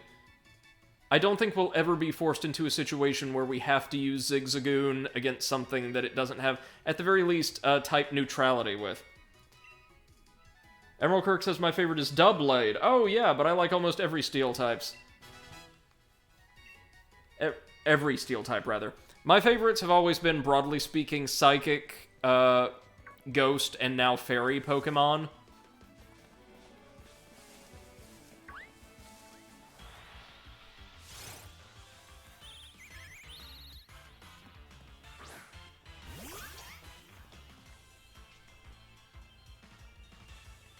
Eclipse says, my favorites are dragons. Shock horror. Never would have guessed, man. The dragon types in these games are really cool, more often than not, though. It's not like Yu-Gi-Oh! Where all the dragons look 90% of the time identical, except just with slightly different colors.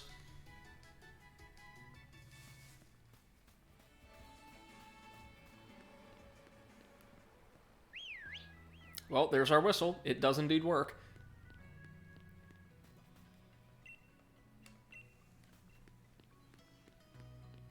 Let's stop by the good old Poke Center real quick. Hi, Hop. Yes, we will go to the station. Emerald Kirk says, I also like Jolteon and Umbreon. Huge fan of Espeon over here. I think largely due to how powerful she was in, Pokemon Coliseum. Eclipse says, dragons in Yu-Gi-Oh! Often look too over-designed, so much so that they become homogenous. I would argue that there's just too many big, bulky dragons in Yu-Gi-Oh! Emerald Kirk says, if I could have a Pokemon as a pet, it would just be the regular Eevee.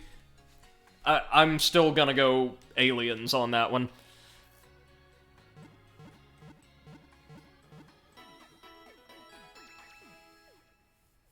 Alright, the Justice League has been fully healed.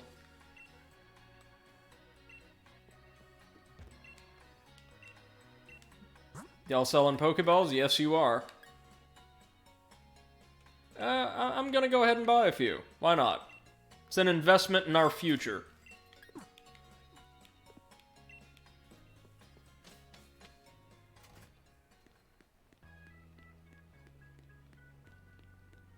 Alright then, let's boogie on over to that station and head off towards our first gym. So out with it, Brady. How many did you catch? I caught a really special one. But look at how many you caught. You're well on your way to building a fine team. Oh, hey, Swift! That's a pretty good attack, from what I remember. It's a priority move, right? Star-shaped razor shot at opposing Pokemon. I know how TMs work, buddy. Thank you, Hop. The gym challenge will begin in Motostoke, and our train's waiting, so let's go. Emerald Kirk says, nice campaign slogan, Senator Brady. What? Eclipse says that is also true. Dragons in Yu-Gi-Oh! Should not be one of the most populated types, but here we are. I don't know, I think some of them are still really cool, though. Oh, yeah. What was it in 5Ds? Luca? No, Lua was, the little boy. He had, basically a gigantic action figure dragon. A power tool dragon or something like that, I think it was called. Eclipse says, no, Swift is a move that never misses. Okay. And Lua was the boy. Right. What are you doing here, Mom? I knew this day was coming since the moment you chose Score Bunny as a partner, darling. Professor Magnolia was kind enough to let us know that you two were setting out. So here, a last little gift to see you well set on your way. All the kit you'll need for camping. That'll be useful for the wild zone, right? Wild area, there we go. No matter what happens out there, if you and your partner are together, I know you'll be fine. Thanks, Mom, and just think how lucky you are. Mother to the first ever pair of champion brothers. Oh, keep dreaming, kid. Eclipse says Power Tool is a neat dragon. It really is. Because I'm certain to be the champion next. You'll see. Emerald Kirk says, and now Luca swims with the fishes. And Eclipse says, I think of those, my favorite design is Black Rose Dragon. Yes, sorry, I somehow forgot entirely about it. Gorgeous design. Probably because it looks the least traditionally draconic out of all of them. It always resembled a particularly, proud, intimidating take on, a rooster to me. The flower theme really made it unique. My favorite dragon to build a deck around was Red Dragon Archfiend. Ah. We'll be fine. There are loads of brilliant trainers and all kinds of Pokemon out there waiting for us. My excitement's running ahead of me even faster than that train can go, Brady. Come on, we're up. Yes, please. To Motostoke.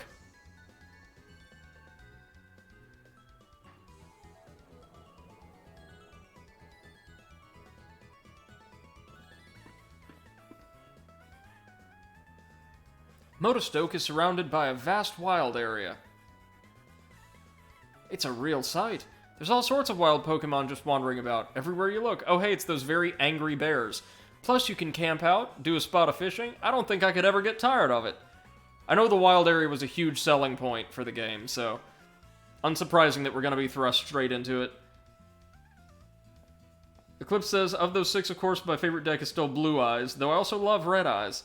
And you might want to teach Sobble Swift over Pound to take advantage of the higher power and typical attacks, or special attack stat. Good call, thank you. Isn't this the wild area? What are we stopped here for? Yes, this is the wild area station, make no mistake.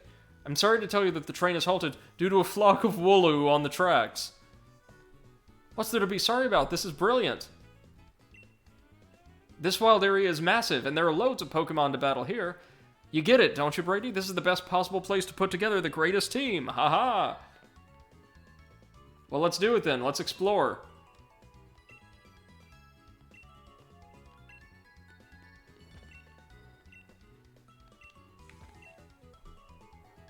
Eclipse says this is the part where Sobble can't learn Swift and I look silly. I'm 90% sure it can.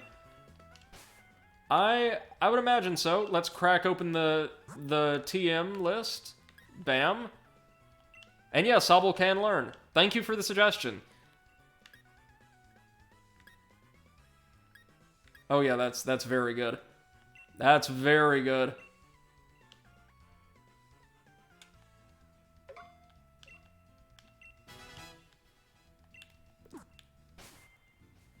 Sobble is going to be like a shit-wrecker supreme by the end of this, isn't it? Oh, welcome to Pokemon Camp. You and your Pokemon can play together and even eat together, growing closer through the experience. Okay.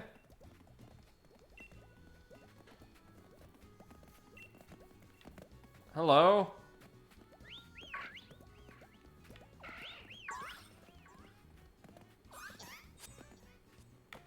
Well, hello?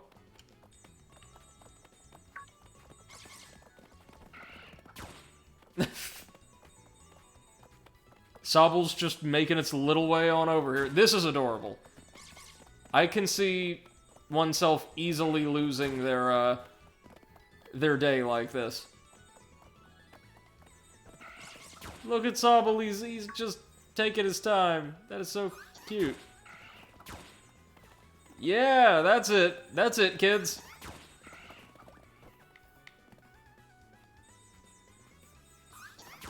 You're doing great.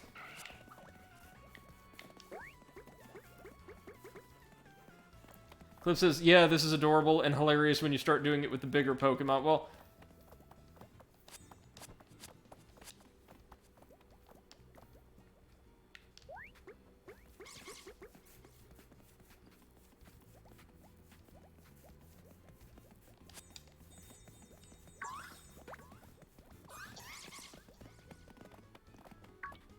oh, our Zigzagoon is so good. Good boy. Good. Wait, hold on. Good girl. Good girl.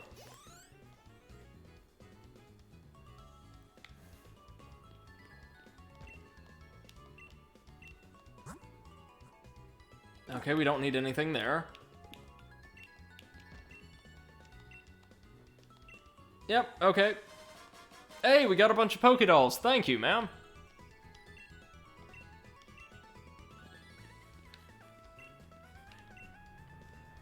A Let's Go experience? I don't know. Please tell me that's not Pokemon Go integration. Or no, like the Let's Go games. Find your way through the wild area to reach Motostoke next. I assume that's where the gym is, the grass gym. Oh, and there it is. Oh my god, that's gorgeous. Look at this. Oh, and I also see some power points. I assume that's where we can use our Dynamax power. Think we'll play for about another half hour or nearabouts. Eclipse says, it's Pokemon Let's Go. If you have a save file on your Switch of those games, you get a special Pokemon. Oh, that's Pikachu or Eevee, I would imagine, but that's cute. Rest your Pokemon? I think they're doing good, right? Guys, how you feeling? Yeah, we're doing alright. Thank you, though. Hi, Hop.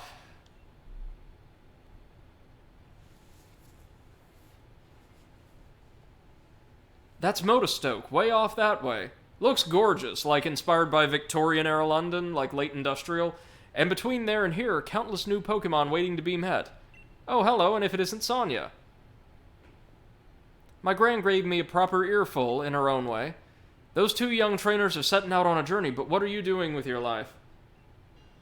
And Eclipse says, yeah, a Pikachu or Eevee that can Gigantamax, which is like Dynamaxing, but a tad different. Right, like thick Pikachu, I know. Never you mind that. Nothing to worry yourselves over. Besides, I'd been quite curious about that Pokemon you two met in the forest. I've been thinking I should look into it, so the timing works out fine.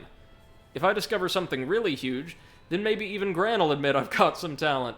Yikes. Being an adult has got its own challenges, eh? I said you needn't worry about it. I'm glad to be on the road, really. It's been ages. It'll be great fun to fish and camp and rough it outside again. Well, I'm off to go stick my head in as many of those red glowing dens as I can find. I'm gonna battle the snot out of a bunch of Dynamax Pokemon and fill in another page. Okay, Hop, you go get killed. What cheek? Dynamax Pokemon are really on another level, you know? You'd better Dynamax your partner Pokemon too if you want to take on opponents that strong. Will do. Yep. Pokemon Box Link, okay. A system that allows you to access the Pokemon storage system. There are some places where it won't work. So, like, in the wild area. Right. Eclipse says, imagine if Pokemon was actually as dangerous as a world like this would be. Hop would be dead in 10 minutes. Yeah, he'd anger one of those very grumpy bears and just get mauled to pieces. I mean, we'd be fine because we have Sobble, and apparently it's one of the most powerful creatures in this area, but...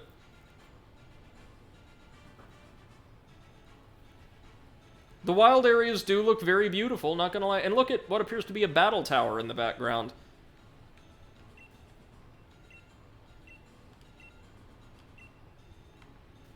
Let's go. Wait, real quick. Hold up. So there's multiple wild areas, I take it. Like these big open spaces. Are there any items to gather around the station? No. Eclipse says, the box link can work in the wild area. It's places like gyms where it can... Right. Oh god, Pokemon everywhere. Metapod? Oh, well, we're getting you and throwing you straight into the box. Howdy do, Metapod? Eclipse says, it's all connected as one big wild area, but you access different points as you progress. Kind of like, an overworld. Right. I think that's a brilliant addition to Pokemon, don't you? Instead of just routes and all that, having, like, wider open spaces that connect settlements.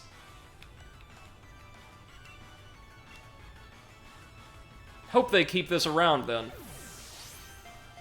Nintendo and their subsidiaries have really been doing some awesome things with open worlds. What? Metapod!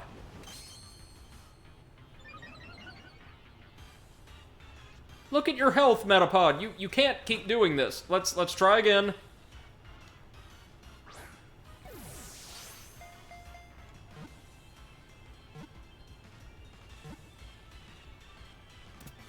That's more like it. Okay. All this for a Pokemon we're never gonna use, but glad we have it. Yamper grew, Rookidee grew. Fury Attack. Oh, I remember this one. Fury Attack, the target is jabbed repeatedly with a horn or beak 2 to 5 times in a row. It's not better than Peck, it's certainly not better than that. Do we maybe want to ditch Leer and replace it with Fury Attack? I just don't see a lot of purpose for Leer at this point.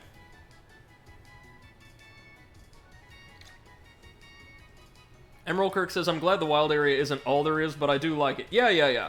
Same here. I'm glad they've kept more traditional exploration with this. Eclipse says, I honestly want an open world Pokemon game where I can play as a Pokemon in non-turn-based combat. Or a game where you send out a Pokemon then battle in real time. Right, yeah, that would be... Just developing movesets for all those characters would be an insanely time-consuming process, but that would be awesome. I'm going to replace Leer with Fury Attack, I think. Because we already have an attack, or a move here, that increases our attack and accuracy. So lowering defense, no.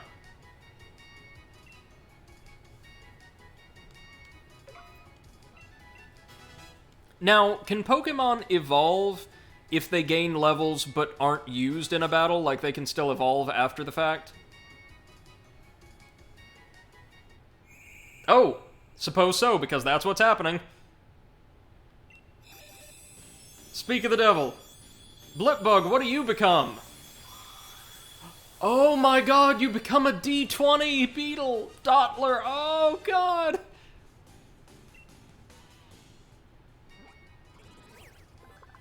Oh, and look at the little, illumination on its, well, its dots.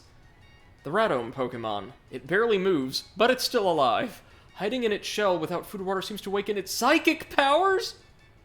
This thing becomes my first psychic type? Oh my god, that's amazing!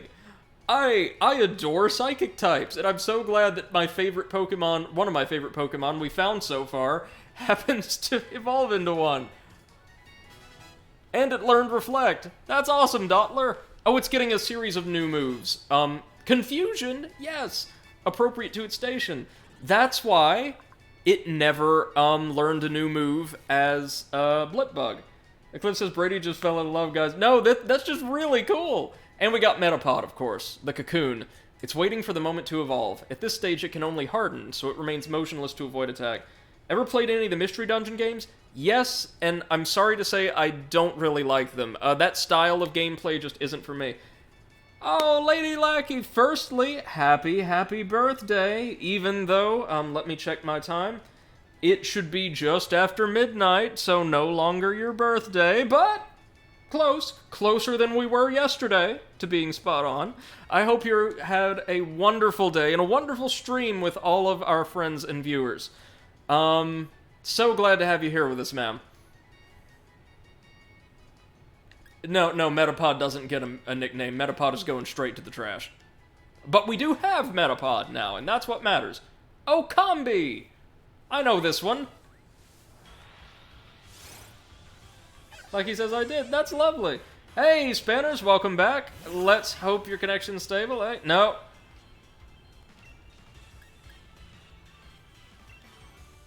Eclipse says, really? I super enjoy the Mystery Dungeon games, but I get why they aren't for everyone. Which one did you play? One of the first two released for the DS. The blue one? And Spanner says, I hate Twitch. I mean, I am Twitch, and I'm not super fond of it at times, so I get that. Okay. Quick question. Yeah, Swift would probably kill that thing. Let's try capturing it.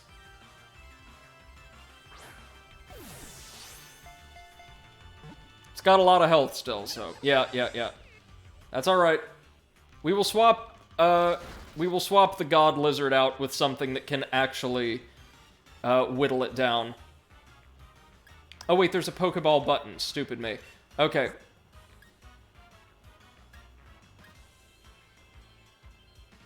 You.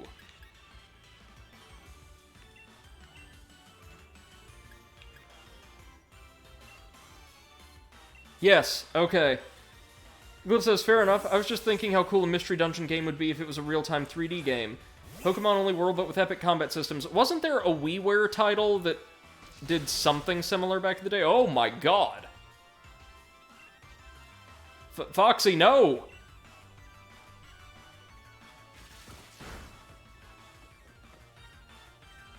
Well, the fox is dead. Lucky as how was your day, Brady? Really good, thank you. I was able to get a good deal of work done fairly quickly, and have been relaxing with, the conclusion of Travis Strikes Again, and, Pokemon, which I'm playing for the first time in 12 years since. So it's been a pretty solid day. Not super, stressful. And I'm about to, we're nearing the end of the stream, and I'm about to order myself some dinner, so excited.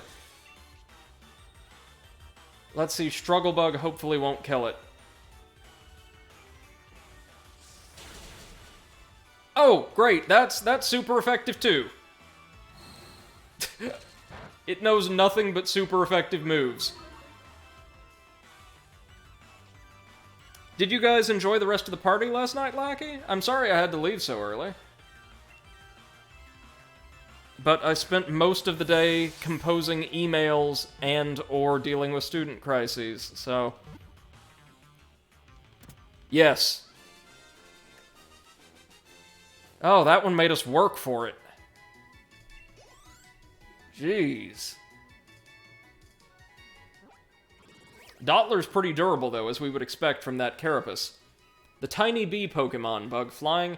The members of the trio spend all their time together. Each one has a slightly different taste in nectar. Do we want Combi or no? Like he says, no worries. I totally understand that. We did have a blast, though. I am so honored to have been invited. Thank you so much. And played Truth or Dare at the end. I did see that in the Twitch chat, yeah. Or Twitch chat, Discord. Do we replace anything with Combi? Not gonna lie, Combi's kind of frightening. But we have, Eclipse says, if it's male, no, males do not involve and are literally useless. Is it? Hold on.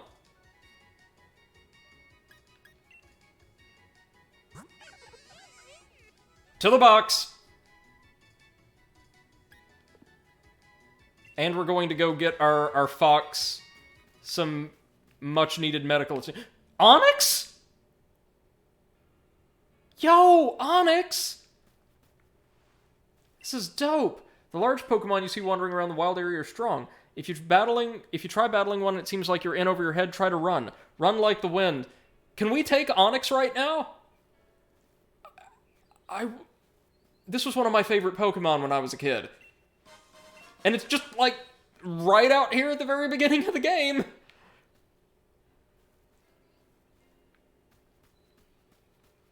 Hold up. It's also just so cool to see, Eclipse says with Sobble you could take it but not catch it. Alright. Like he says, hope you had fun as well. I did! I absolutely loved it, and loved meeting all of your other friends. Seemed like some lovely people.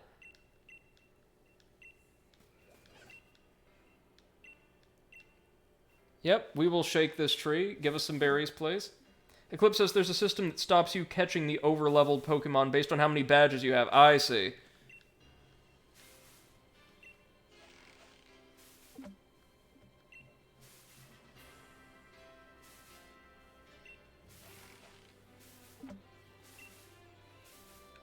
Alright, that's enough. We're not going to agitate whatever lives in the tree.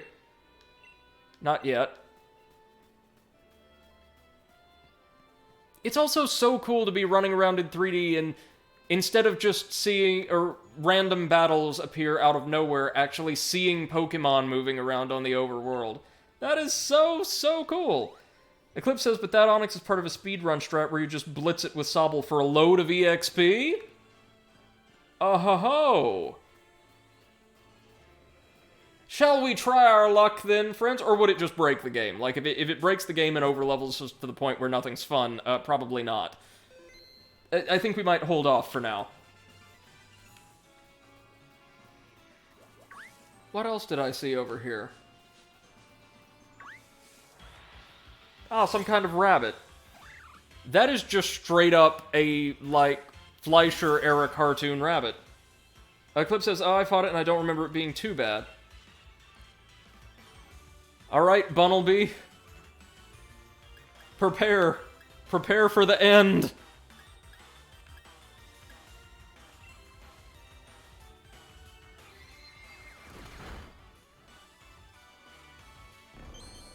Oh yeah, that's one intimidating stare, man. I love the design of this little guy. He's so cute. To the box with thee!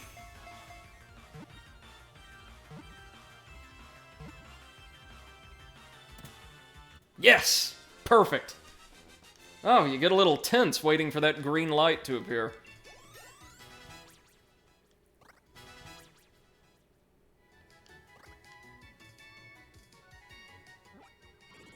Eclipse says Bunnelby is really cute. Don't like his evolved form, but he is cute. Yeah, look at him. The digging Pokemon. It excels at digging holes. Using its ears, it can dig a nest 33 feet deep in one night. Nope. Should it replace any of our guys, though? Let's see its summary. What do you know? Nose Pickup. That's a decent ability, I think. Mud Slap, Leer, Tackle, and Laser Focus. None of that's great. Box. I'm thinking box. It's normal type exclusively. That's box tier. He says as if he actually knows something about Pokemon at this point. Oh god, the combi are everywhere and they terrify me at this point.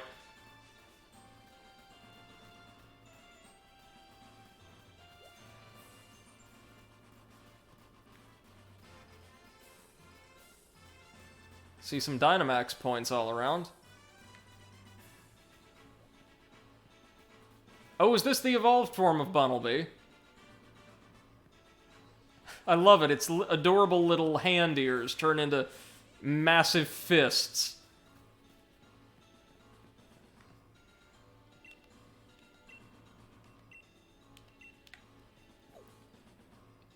Oh, he turns into like a very... He turns into like midlife crisis rabbit. I kind of dig it.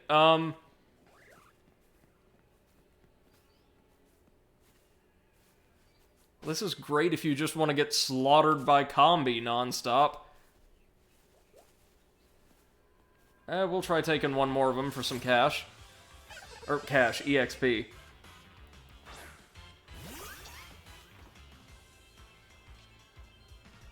Oh, Sobble isn't even ridiculously over-leveled this time. End it!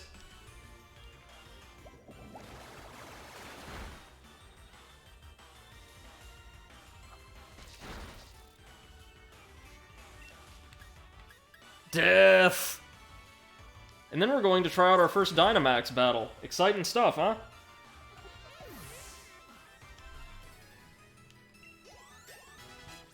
Zigzagoon leveled up. Perfect.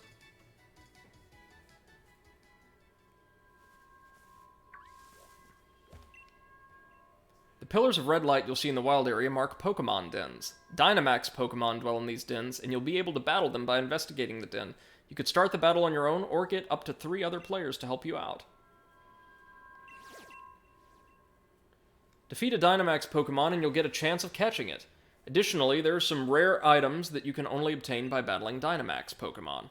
When wild Pokemon Dynamax, they become incredibly powerful. They may unleash multiple moves in a row and take other actions you don't see in a regular battle. Working together with other trainers will be key as you take on these Dynamax Pokemon together as a team of 4. I see. So it's Dynamax... Caterpie? So, Eclipse, help me out. Can you take these things on solo, or do you need, like, a raid party, essentially?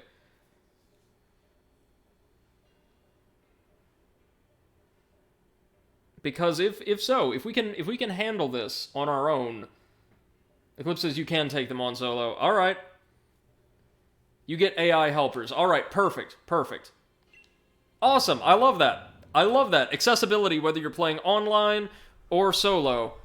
Let's take on the god of Caterpies. Sorry.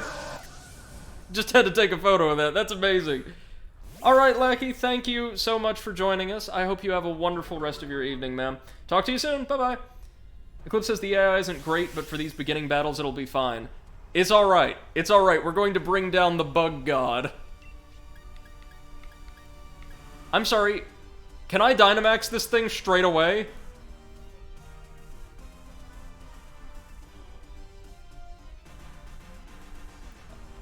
Alright, let's do this. Max Geyser? Max Guard? Oh, son. Oh, Caterpie, it's over. It's over, sucker.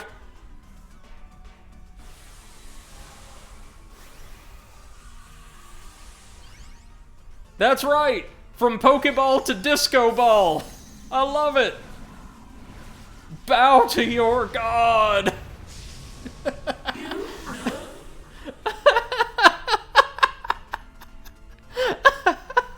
This is amazing!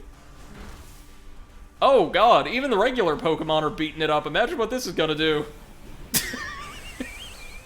Jesus Christ! Imagine the next time that Hop pulls out, like, his little, score bunny.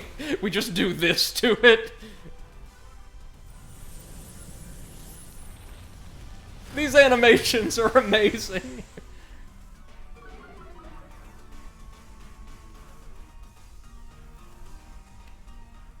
Eclipse says the stronger the base move is, the stronger the max move is. Okay, so the max Geyser in the water gun slot will be... Wait, Caterpie is weak, throw a Pokeball? Yes, we will catch Dynamax Caterpie. It's very weak, actually. Submit thyself to the funk!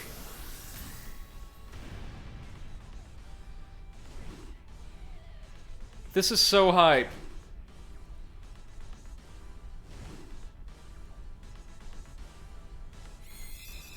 Yeah! Oh, I love these battles! We caught Caterpie and got a ton of goodies. Dynamax candy? We got a TM? We got the Leech Life TM? That's pretty good for grass types, isn't it?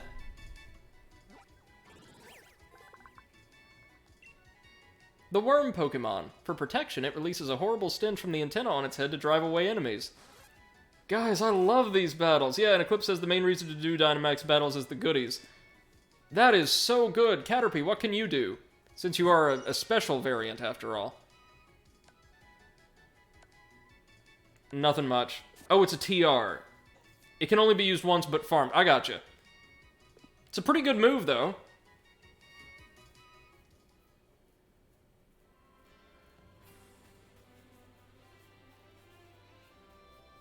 Oh, Combi, my friend, you are screwed. Oh, this is a female, right? Because they have the marking on the lowest head.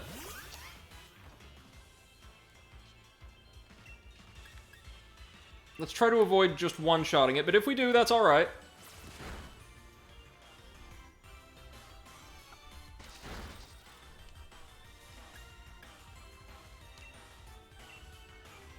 Let's do it. Please be captured. Please be captured. I don't know if hammering buttons helps, but I'm doing it.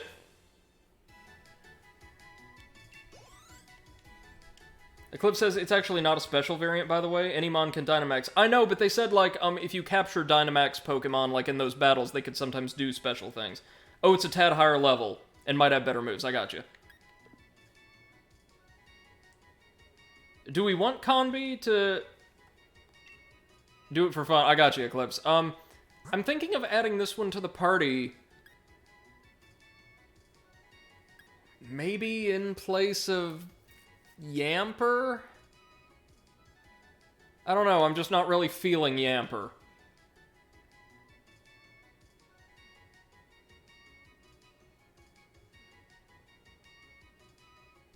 Like, I think we want a Vespiquen, is what's informing my decision here. Oh, I see, Eclipse. They could do special things within the battle exclusively. I gotcha. I gotcha. Thank you. Thank you for all of this advice, by the way. You've been incredibly helpful all evening. And I will come to rely on you and the rest of chat extensively as we go through this campaign, which really is what I originally intended this channel to be for. I think Pokemon is the first game where we're really seeing... Or we're seeing exactly what I wanted this the playthroughs to be like. where we are literally playing through a game together. Like, I consult chat really, really often.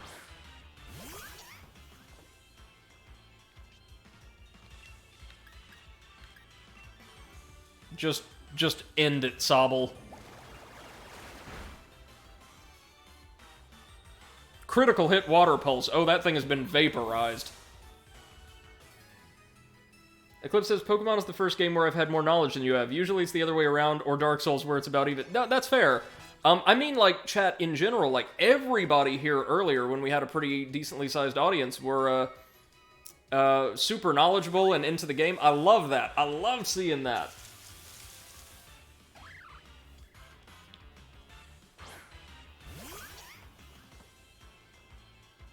We're gonna tackle one more Dynamax,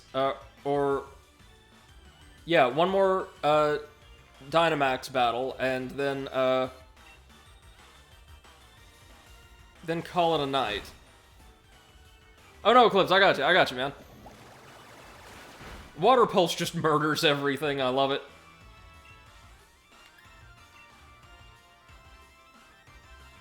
Ah, priority move. Tricky little bunny.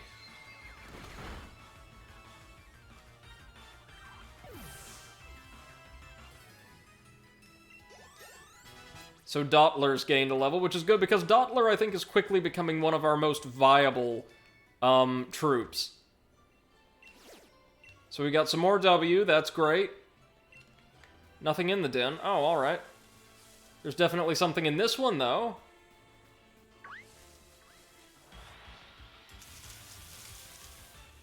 Just so many of these damn rabbits.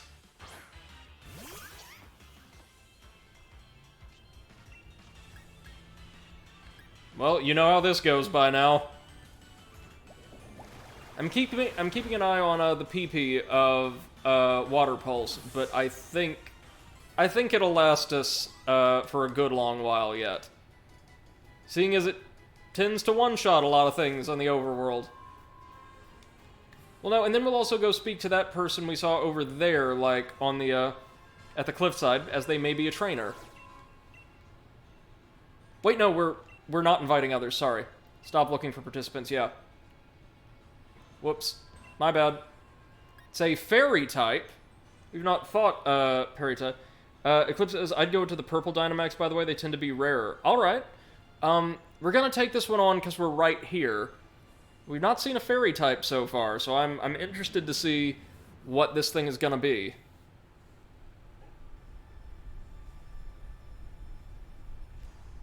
Oh, Togepi!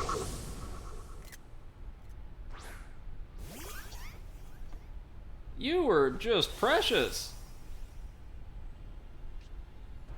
Well, let's, end this thing's existence. Oh god, somebody's... Eevee, Magikarp, what? So, I'm not counting on our allies to help out a whole lot here, given their roster, but, it's okay. The one true god is ready to take the field.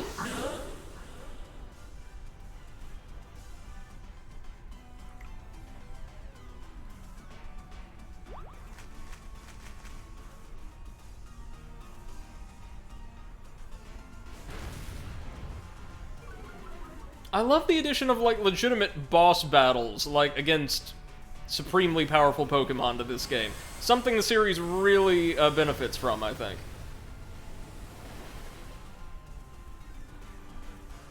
And we drown the battlefield in a deluge. And Magikarp helps. Eclipse says, nope, there's a guy called Martin, which I take offense to, because he uses a Sol Rock and famously never attacks. He just spams boosting moves repeatedly, which get negated anyway. Oh, great. Oh, wait. We get to, maintain our Dynamax form for multiple turns. I see you, I see you. Look at this standoff between two legends, like a proper Godzilla film. Oh my god, I love this so much. Eclipse says, yeah, Magikarp is more useful than Solrock in Dynamax battles, and you get 3 turns. I got you. Yep, Magikarp is putting in some work. Oh my god. And Sludge Bomb just killed it. And it explodes. Yeah, I'll catch a Togepi. Eclipse says Godzilla vs. Kong has nothing on Togepi versus Sobble. And then we seal them away in a disco ball. This is aesthetically just made for me.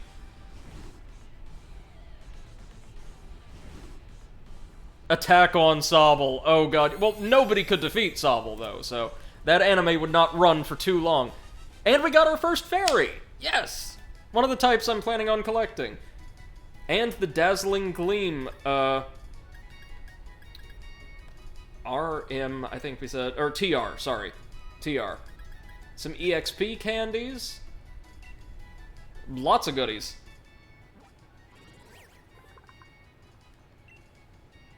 The Spike Ball Pokemon. The shell seems to be filled with joy. It's said that it'll share good luck when treated kindly. Right on. Eclipse says, that anime would be over as everyone died by flood whenever Sobble opened their mouth. Yeah, Sobble is the best. Now, do we want to add Togepi to the party? Let me see. Let's check its summary.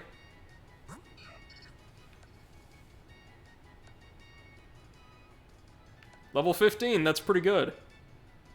Reasonably high defense and special defense.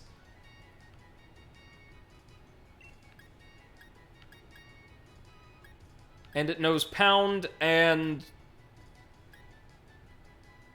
basically a few stat-based moves. I want to say this Pokemon could be viable, but not with this moveset. Does that sound right, Eclipse? Like, one or two of these support moves, I'm looking at them, they all look fine. But only having the one basic attack move is not in his favor.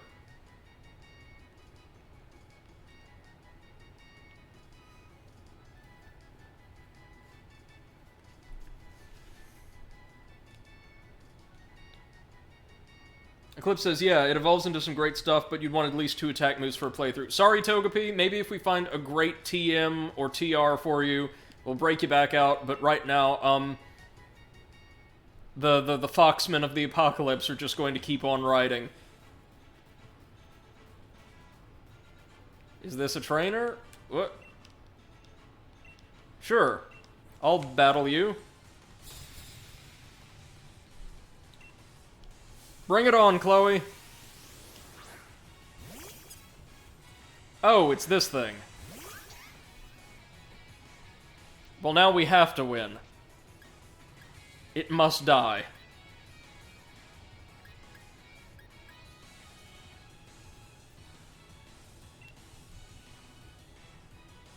Let's see how much damage Swift does. Okay, that's respectable.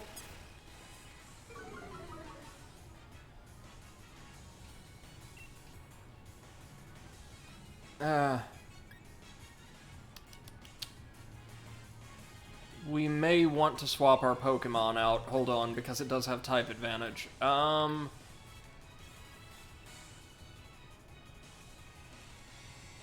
What about Dottler? Hold on. Let me see. Because I forget. I can look this up really quickly.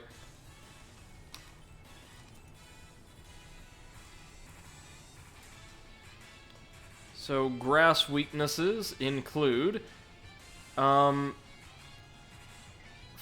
and bug. So, looks like if Combi had health, but Dottler is exactly what we want for this. Fire, bug, flying, ice. Yeah. That sounds perfect. Alright, Dottler, let's see how much damage you can do, my man. Oh god, it's so cute. Struggle bug time. Problem is, Dottler is very, very slow.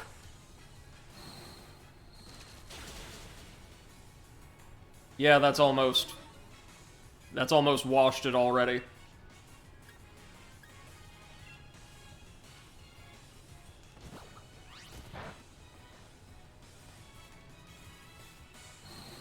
Clip says, oh, and poison. Yeah, so grass is weak to a lot of things as it happens. A type based around survivability, but it's got a lot of, type-based weaknesses. New levels for Combi and Rookidee. Perfect. Score Bunny. Oh yeah, we're switching Pokemon. You send out Score Bunny, I send out Sobble. Oh, so I bet she's got all 3 starters. Wait, then that means she's got a Sobble of her own.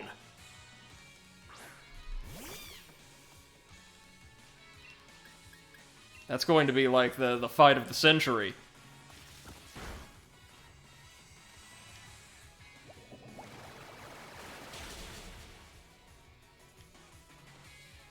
Cliff says, huh, you think that's funny? Rock is the type weak to the most things? Really? I thought Ice was notoriously weak to a million things.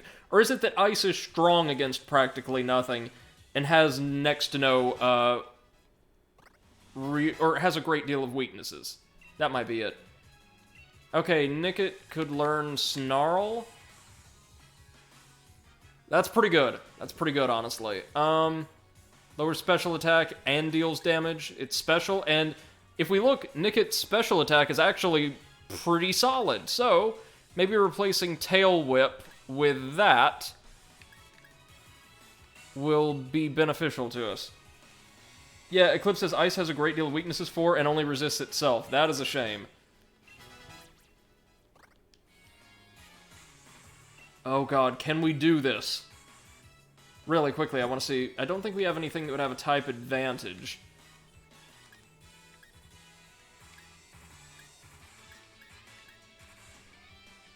Hold on. Really quickly, I'm going to look up, because it's on the same chart, Water's weaknesses. Huh? According to what I'm looking at, Water is weak against itself? That can't possibly be right.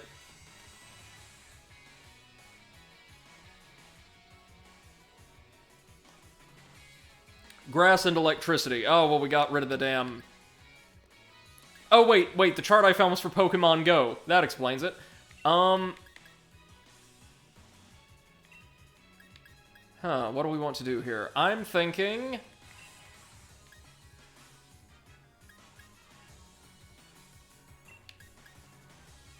Hey, let's just leave it. Sobble versus Sobble. Why not? Clip says water is weak to itself in Pokemon Go. The fluff? Maybe. I don't know. According to what I saw, potentially. I know it's not super effective, but we just gotta use our signature move on ourselves. Oh, please. Water gun.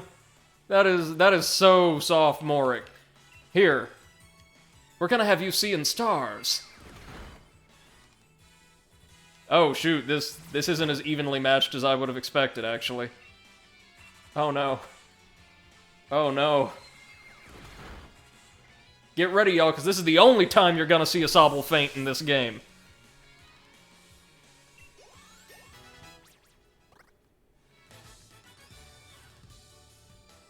You must be pretty amazing to have beaten me. You're a regular wild area expert. No, we've just got this absurdly strong... Yes! This is the perfect way to end the stream! Sobble. Sobble, you're ascending to the next level.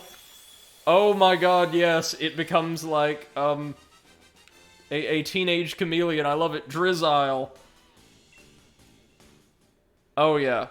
Yeah, you can kick some ass, I bet. The water lizard Pokemon. A clever combatant. This Pokemon battles using water balloons created with moisture secreted from its palms. Oh, I love it. It's not as cute as Sobble, but it's got a really cool design. There are heaps of items lying around the area that people have dropped. Oh, just sell what people leave behind and make money. You got it. Okay. Alright, guys. So,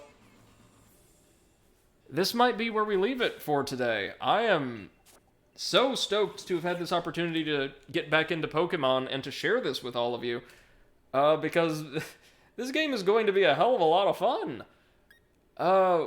We've only caught 17 Pokemon. We've not even made it to the first gym, but I'm assuming in our next stream we'll be able to.